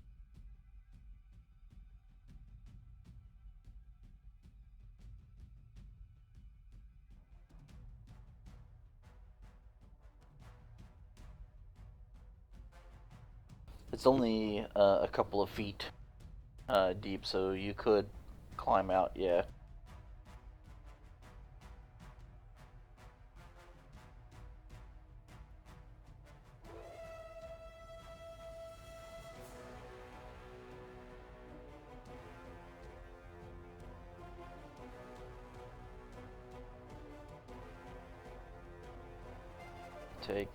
Would take a little extra movement across and then up.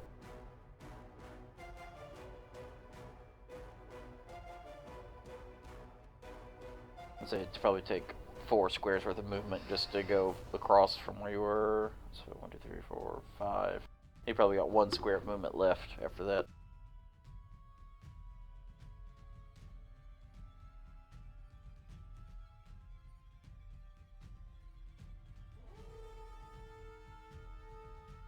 And you were wanting to, I think you made, I think that's the actual square that the winged goblin died in. So if you want to enroll investigation.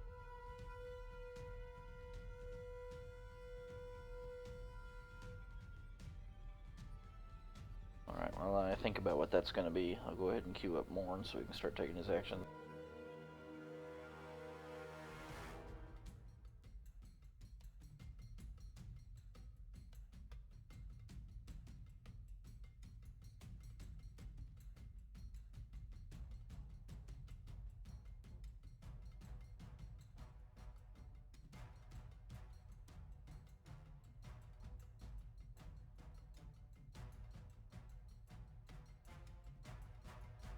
Alright, I'm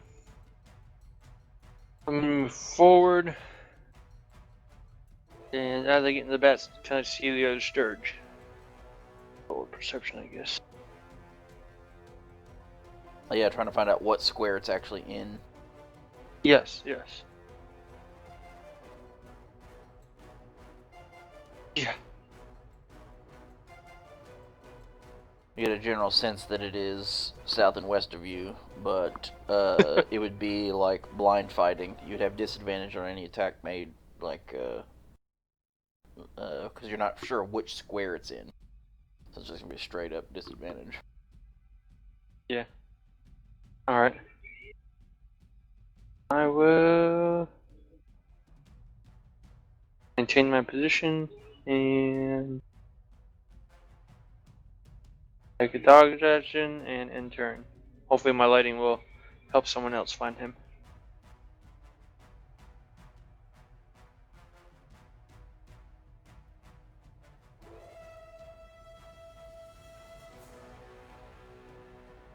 It seems more to attract the moth to the flame. Bats kind of give way around the flame around you, making it easier for the Sturge to find you. As it attempts to try to attack.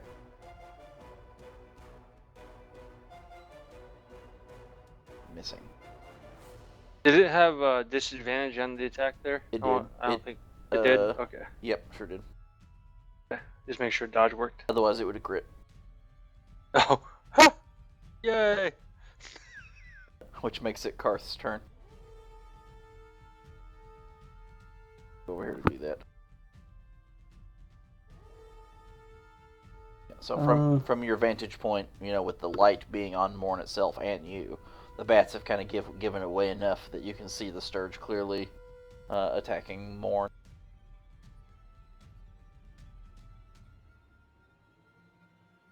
So is he like low to the ground? He's like on top of Morin almost right now.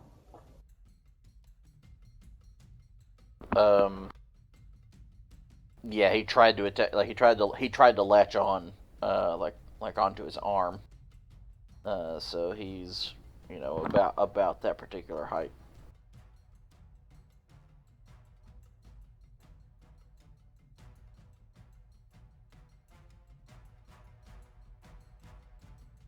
I want to just kind of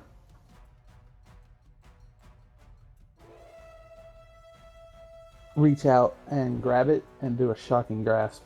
Okay, sure.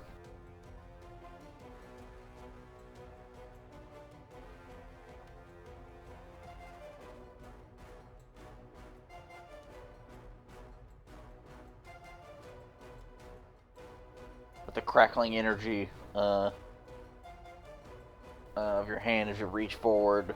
It just kind of flutters its wings and flies more to the other side of Morn as you reach out, just barely missing it as it flutters around to the other side of him. Alright. Bug zapper for the lose.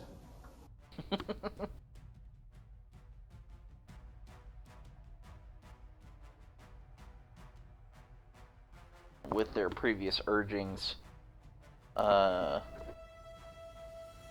which, by the way, the direwolf can now see the Sturge as the light has, moved the bats out of the way. You definitely can see it just lash out to attack Morn.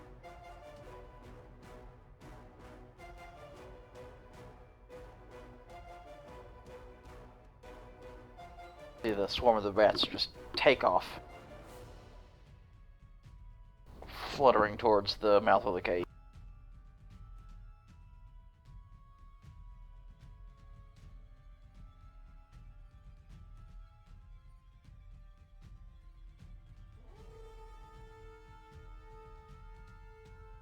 Which makes it Tiax's turn.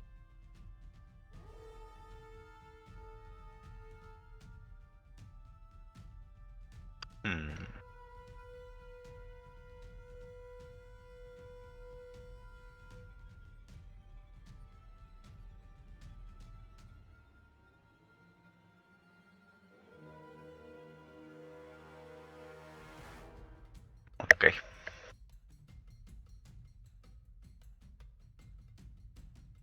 When in doubt.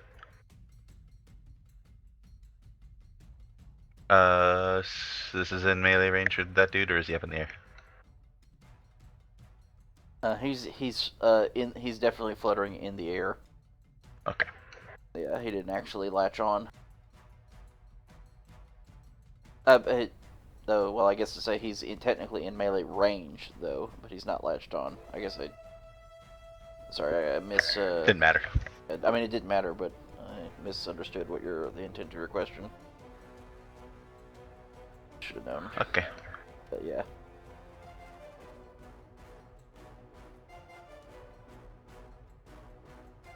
I'm gonna move over to this little shoppy area.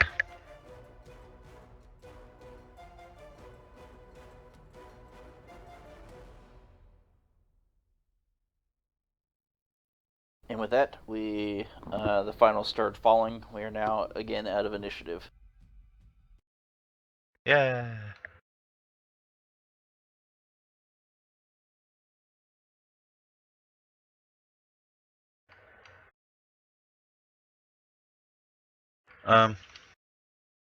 What can you tell me about these spikes in this trap thing? The purpose being, I'm wondering if I could maybe rip them out and start fastening them onto bolts or fashioning bolts out of them. They're almost long. They're as long, if not almost as long as your bolts to begin with. The spikes are almost like little spears. Oh.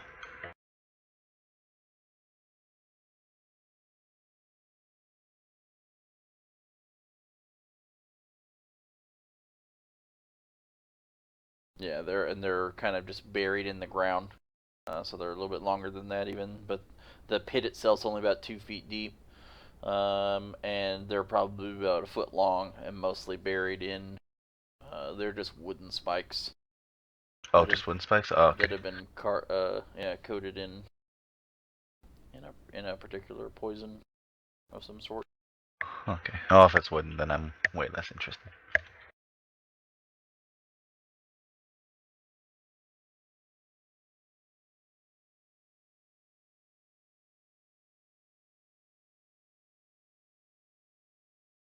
Curious to what's going on in the east over here.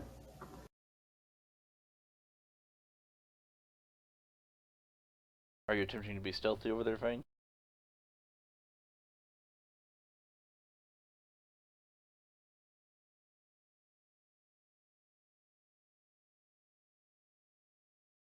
Alright, go ahead and roll stealth roll.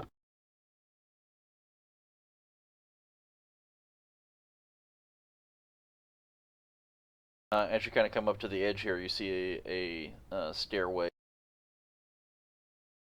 leads up into the lift.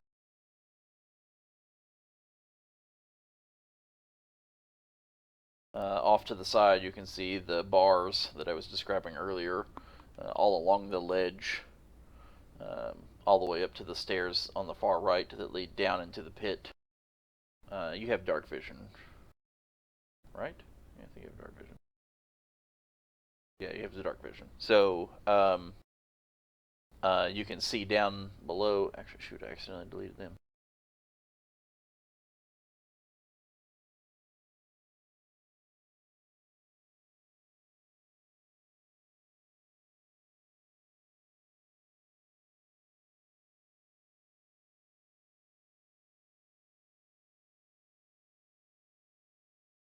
See the small guard drakes, small winged dragonkin.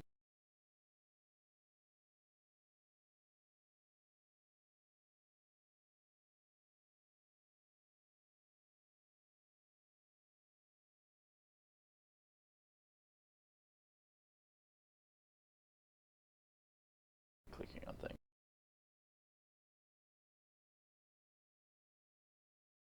They definitely look to be more animal in nature and not sentient-looking things. Who whisper to who?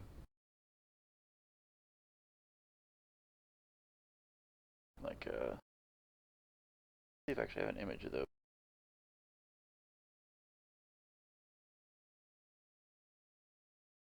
Oh, they don't actually have wings. See, I thought they did.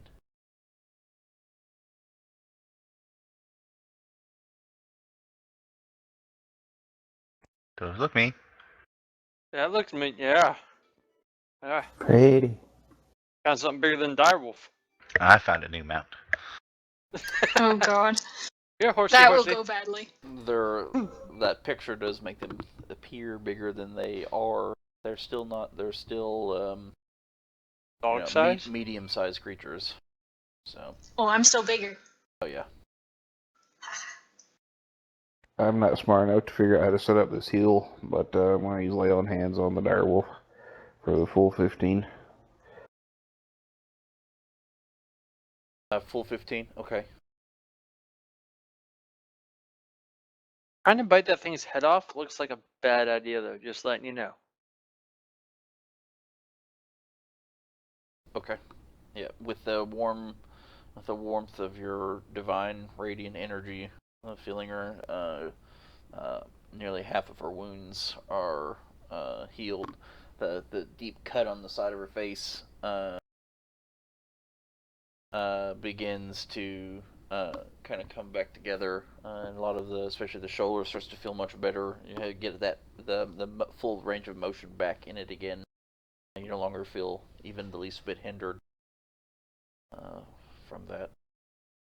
The creatures are not so. You can speak Draconic, but not all dragons are sentient in that.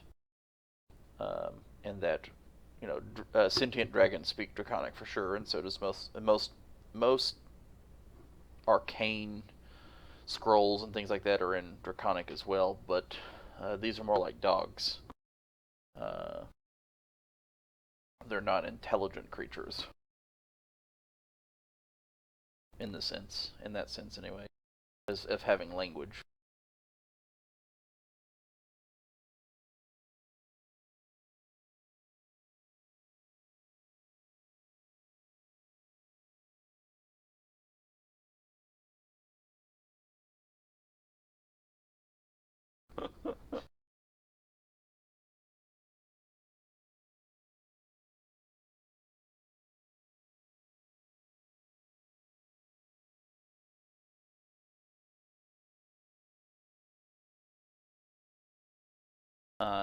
They have some very rough crafted, poorly made daggers on them, but other than that, they don't seem to have any personal possessions on them. From what you can see.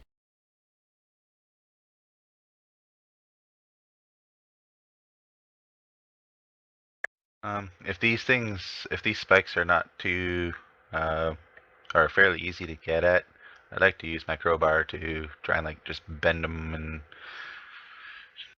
generally create a path through them.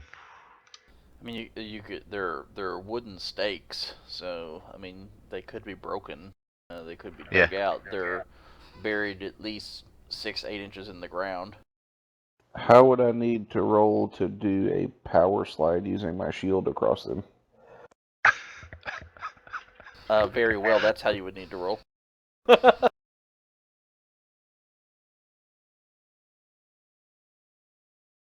hope they're spaced close together. Pretty sure that would be acrobatics.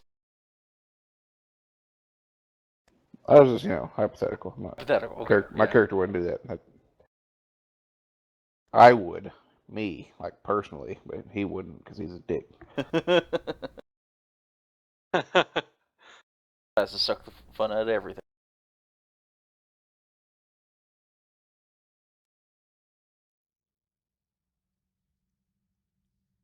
Can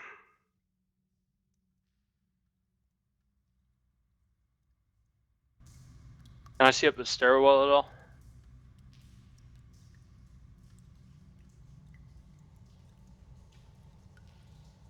Yeah, that's the stairwell that goes down.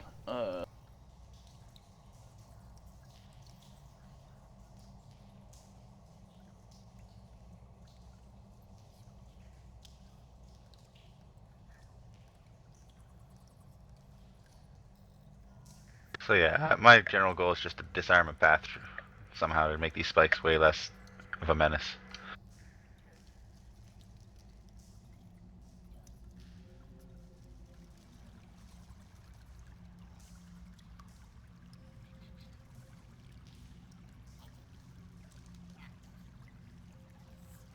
Oh, that's cool.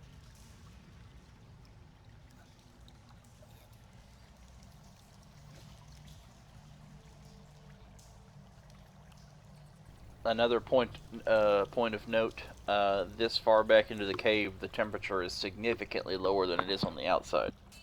Not quite freezing, but we are definitely inside a refrigerator at this point. 45 degrees. Basement? In the basement, yeah. It's like being in the basement. 45 degrees, something like that. Beer.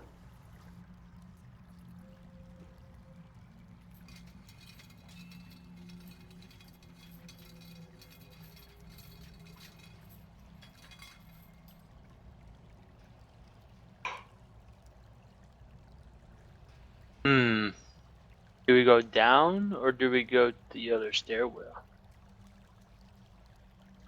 Can I sniff on this side and see if there's anything I recognize?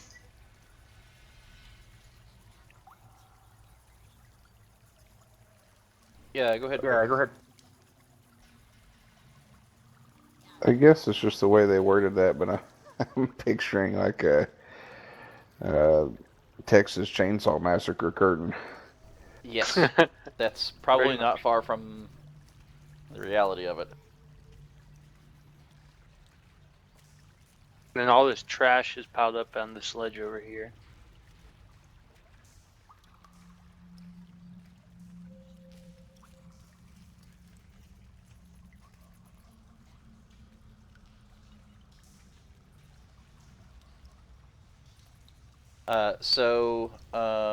The thing you definitely get a smell of old blood, and lots of it, lots of blood coming from that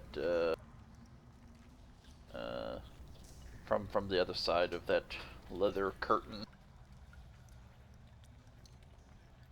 Well, if you're looking for dragon eggs, maybe we should go towards the dragons. Yeah, I think we should shoot the other ones while they're in a pit and can't attack us, just in case.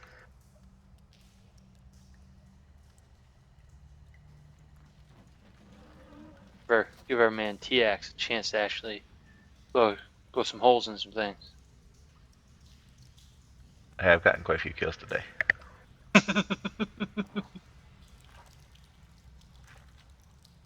Because you're not buffing them with Hex first.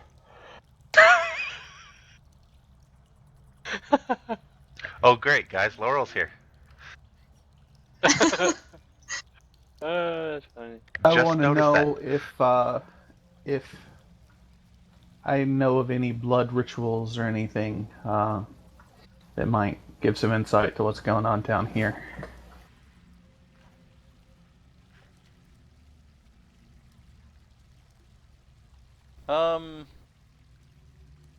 Do some mark. Oh, you did Arcana. There is several blood rituals. It is not typically known that the cult that of this particular cult.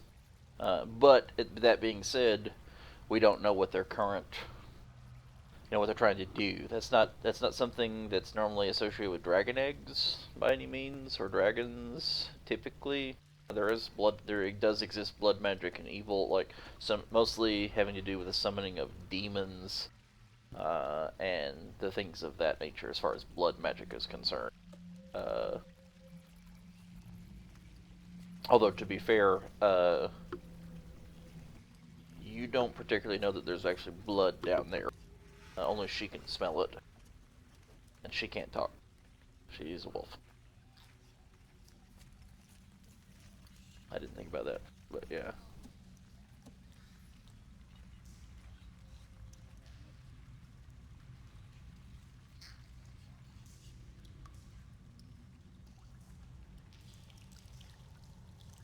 So can I now consider this area to be at least safe for me to traverse through?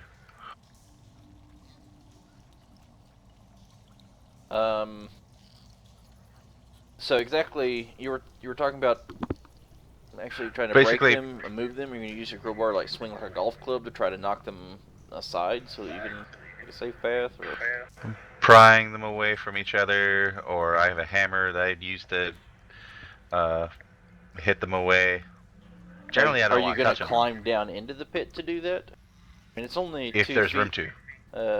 It's pretty well covered as far as the floor is concerned. But I mean, yeah, you could. Okay, so if I just You could break the lean stakes. over as a halfling. You could lean over and reach, but you would be extending your arm down to try to knock them side to side or something like that. But you're not going to get any leverage to pry anything. Okay. Then yeah, breaking them. Maybe try to break them. All right, just roll a generic strength roll then, or see how we do. Yeah, I mean you can spend a good bit of time with a considerable amount of noise trying to break some stakes. How much time would you like to invest in doing it? It's going to take quite a few hacks to move any one stake, and it's littered with tons of them. Well, I'm not trying to disarm all of them, just more of a line that I can get through. I'd say if I can't knock out a stake or break a stake in 10 seconds, then I wouldn't continue.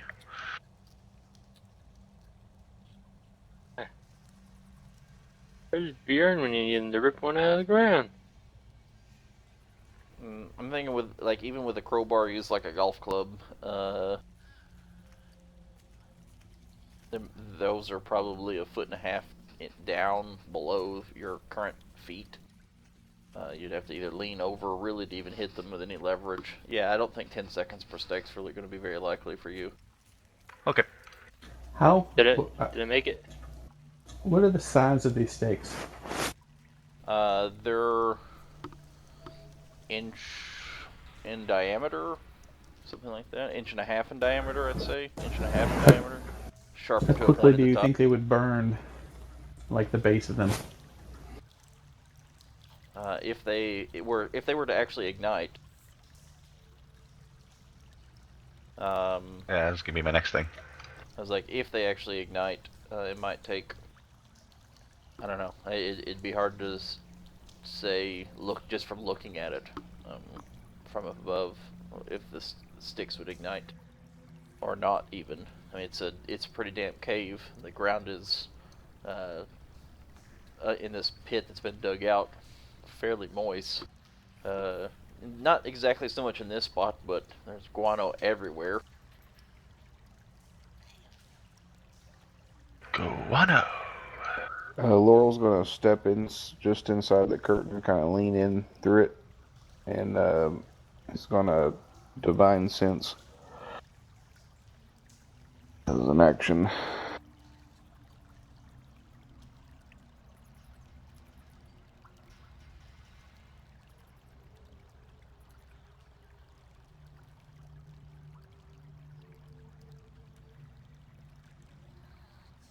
And that gives you the knowledge of evil, or try Yeah. ability to Bas- detect evil. That, well, it also tells me I know the location of any celestial fiend or undead within 60 feet. Oh yeah, that's right. That's not behind total cover. Yeah, there's definitely nothing pinging demonic, celestial, or undead in that range that you can see. Anything beyond that curtain would be in cover if that was the case. Plus, any presence of strong evil would have some stank on it, and I would notice that. Yeah, you're not actually getting any pings of that either. Okay. In your current from your current position for sure. Yeah.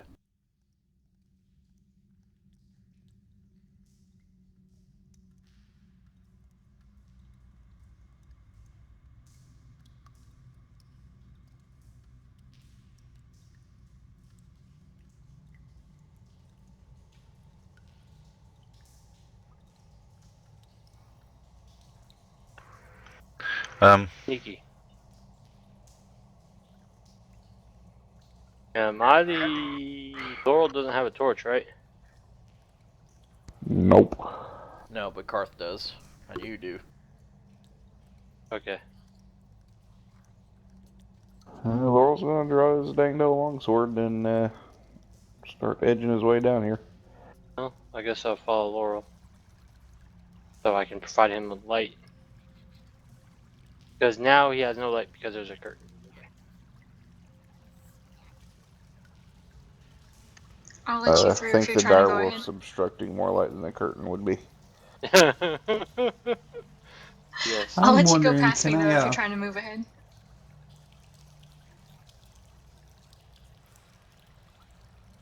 can I light up his sword with my prestidigitation? Oh man, I was gonna actually say it. Almost.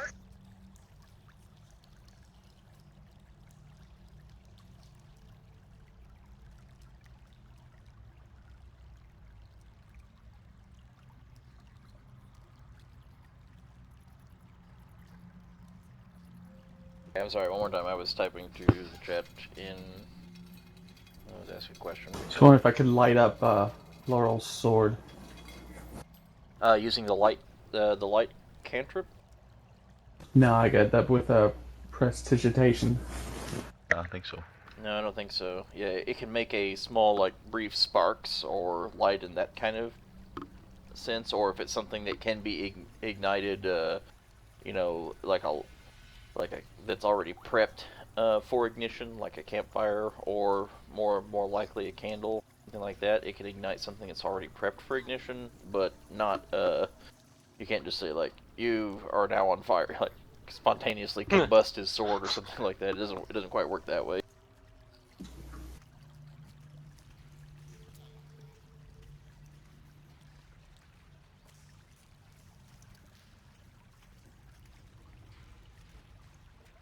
Here you go, Car, to help you pronounce that word. Alright, let's get moving.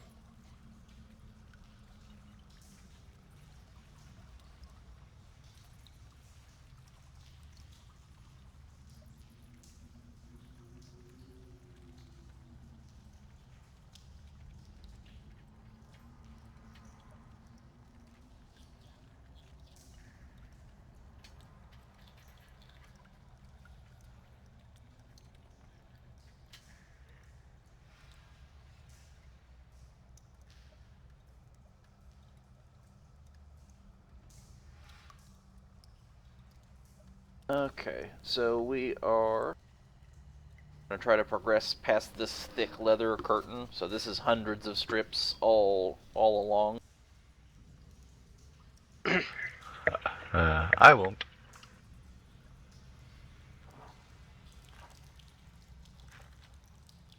And so as you descend a few more steps, you definitely feel that it is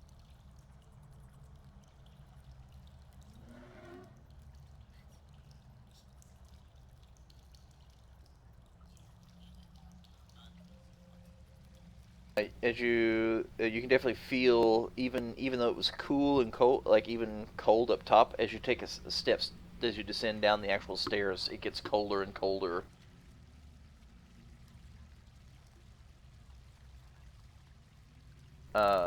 As you approach the actual curtain, getting to just above freezing, just dropping these several feet across the stairs towards the curtain itself.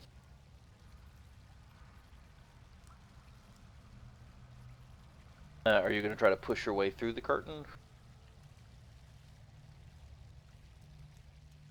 Is that still all I smell? Is just blood? Yeah, very strong smell of blood.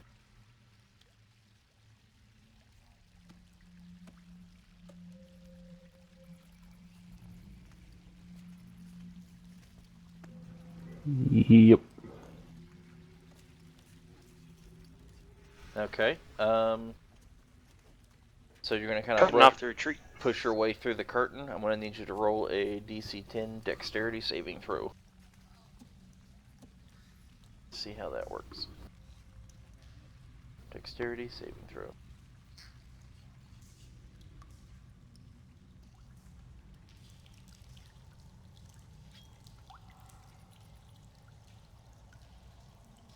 I'm gonna add my shield's AC bonus to that because I can. Yep, definitely on board with that. Kind of using the shield itself to brace as you push through, kind of using the shield to kind of push through the curtain. That makes perfect sense. I think that's a 2. Look that up real quick. Yep. Yep. Yeah, the basic shield is AC 2.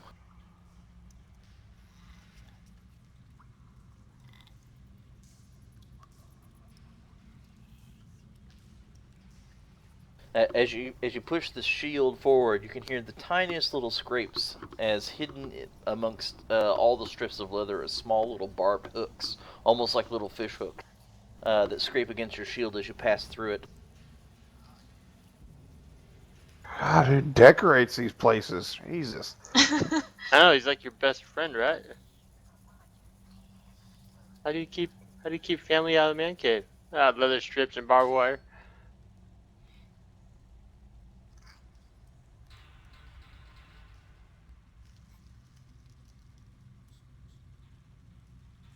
Tell me.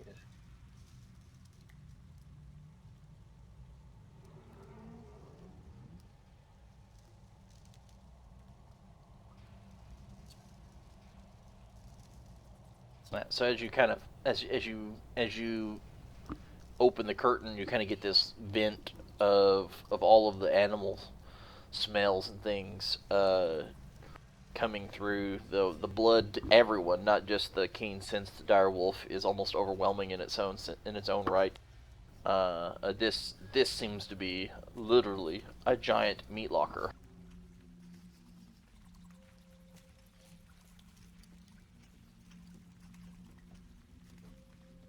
Strings of the carcasses lined everywhere, stuff hanging all over, piles of things laying on in piles all over the place, as well as this is a lovely room of death.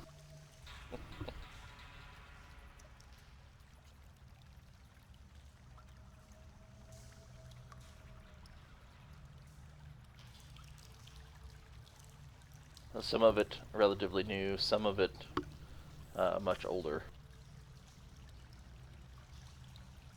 In here, it's not quite freezing, but it is cold enough in this little section of the cave that meat would keep for a good while before spoiling.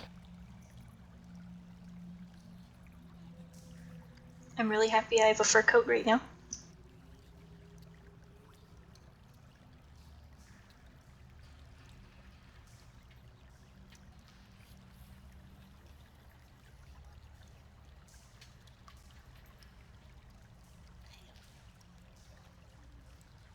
So that little bitty, it's very likely, it makes sense now that the spear that's kept at the top is used as they come in, as they enter in, they use it to move the leather strips out of the way to let people through. And that's the reason why it's left up at the top of the stairs.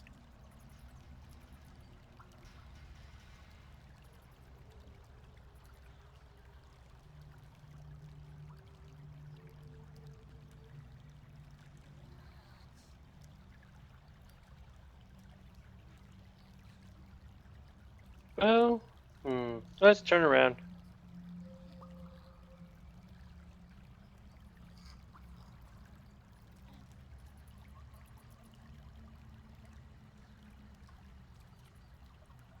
Okay. I can't really turn around. Direwolf squeezing in behind you. Yeah, you're not gonna be able to. Easiest way for the enemy to kill the 2 people in front of the direwolf. Why can't you guys go? It's a giant I room haven't that started fills yet. with acid, and you can't get out because there's a direwolf wedged in like a stopper bottle, a bottle stopper at the top. Mm-hmm. No. Mm-hmm. Yeah. So I think all kidding aside, I think this is probably a pretty good place to go ahead and take call it for the end of it for today. All right. We managed to find the meat locker. Yeah. Yeah. The hurt locker. And when And we of come course, back, direwolf's gonna get dinner. we can make some judgments about,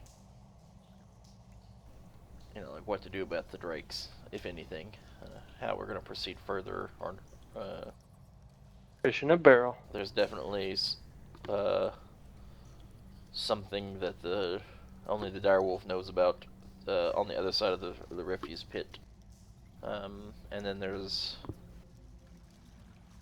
the other pathway in the room with that's actually holding with the pin that holds the actual guard drakes.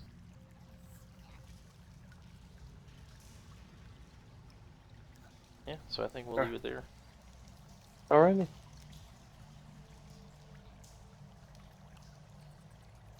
So you guys can think about how you might deal with those. If you want to let them out, let them free. If you let them out, will they attack you? Are you going to try to kill them from up top? Are you going to just leave them alone and then just move on without them?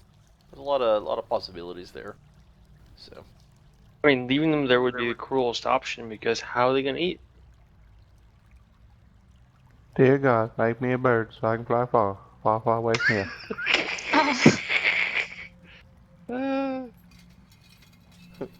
Awesome. Anyway, so for those that are actually watching, there's a handful of you. Appreciate it. Thanks. We normally do this on Sundays around this time, it seems like. Although I think with the Christmas weekend, I don't think we're going to be playing next weekend. That I know that I'm going to be on the road, so that's not going to work out too well. Right.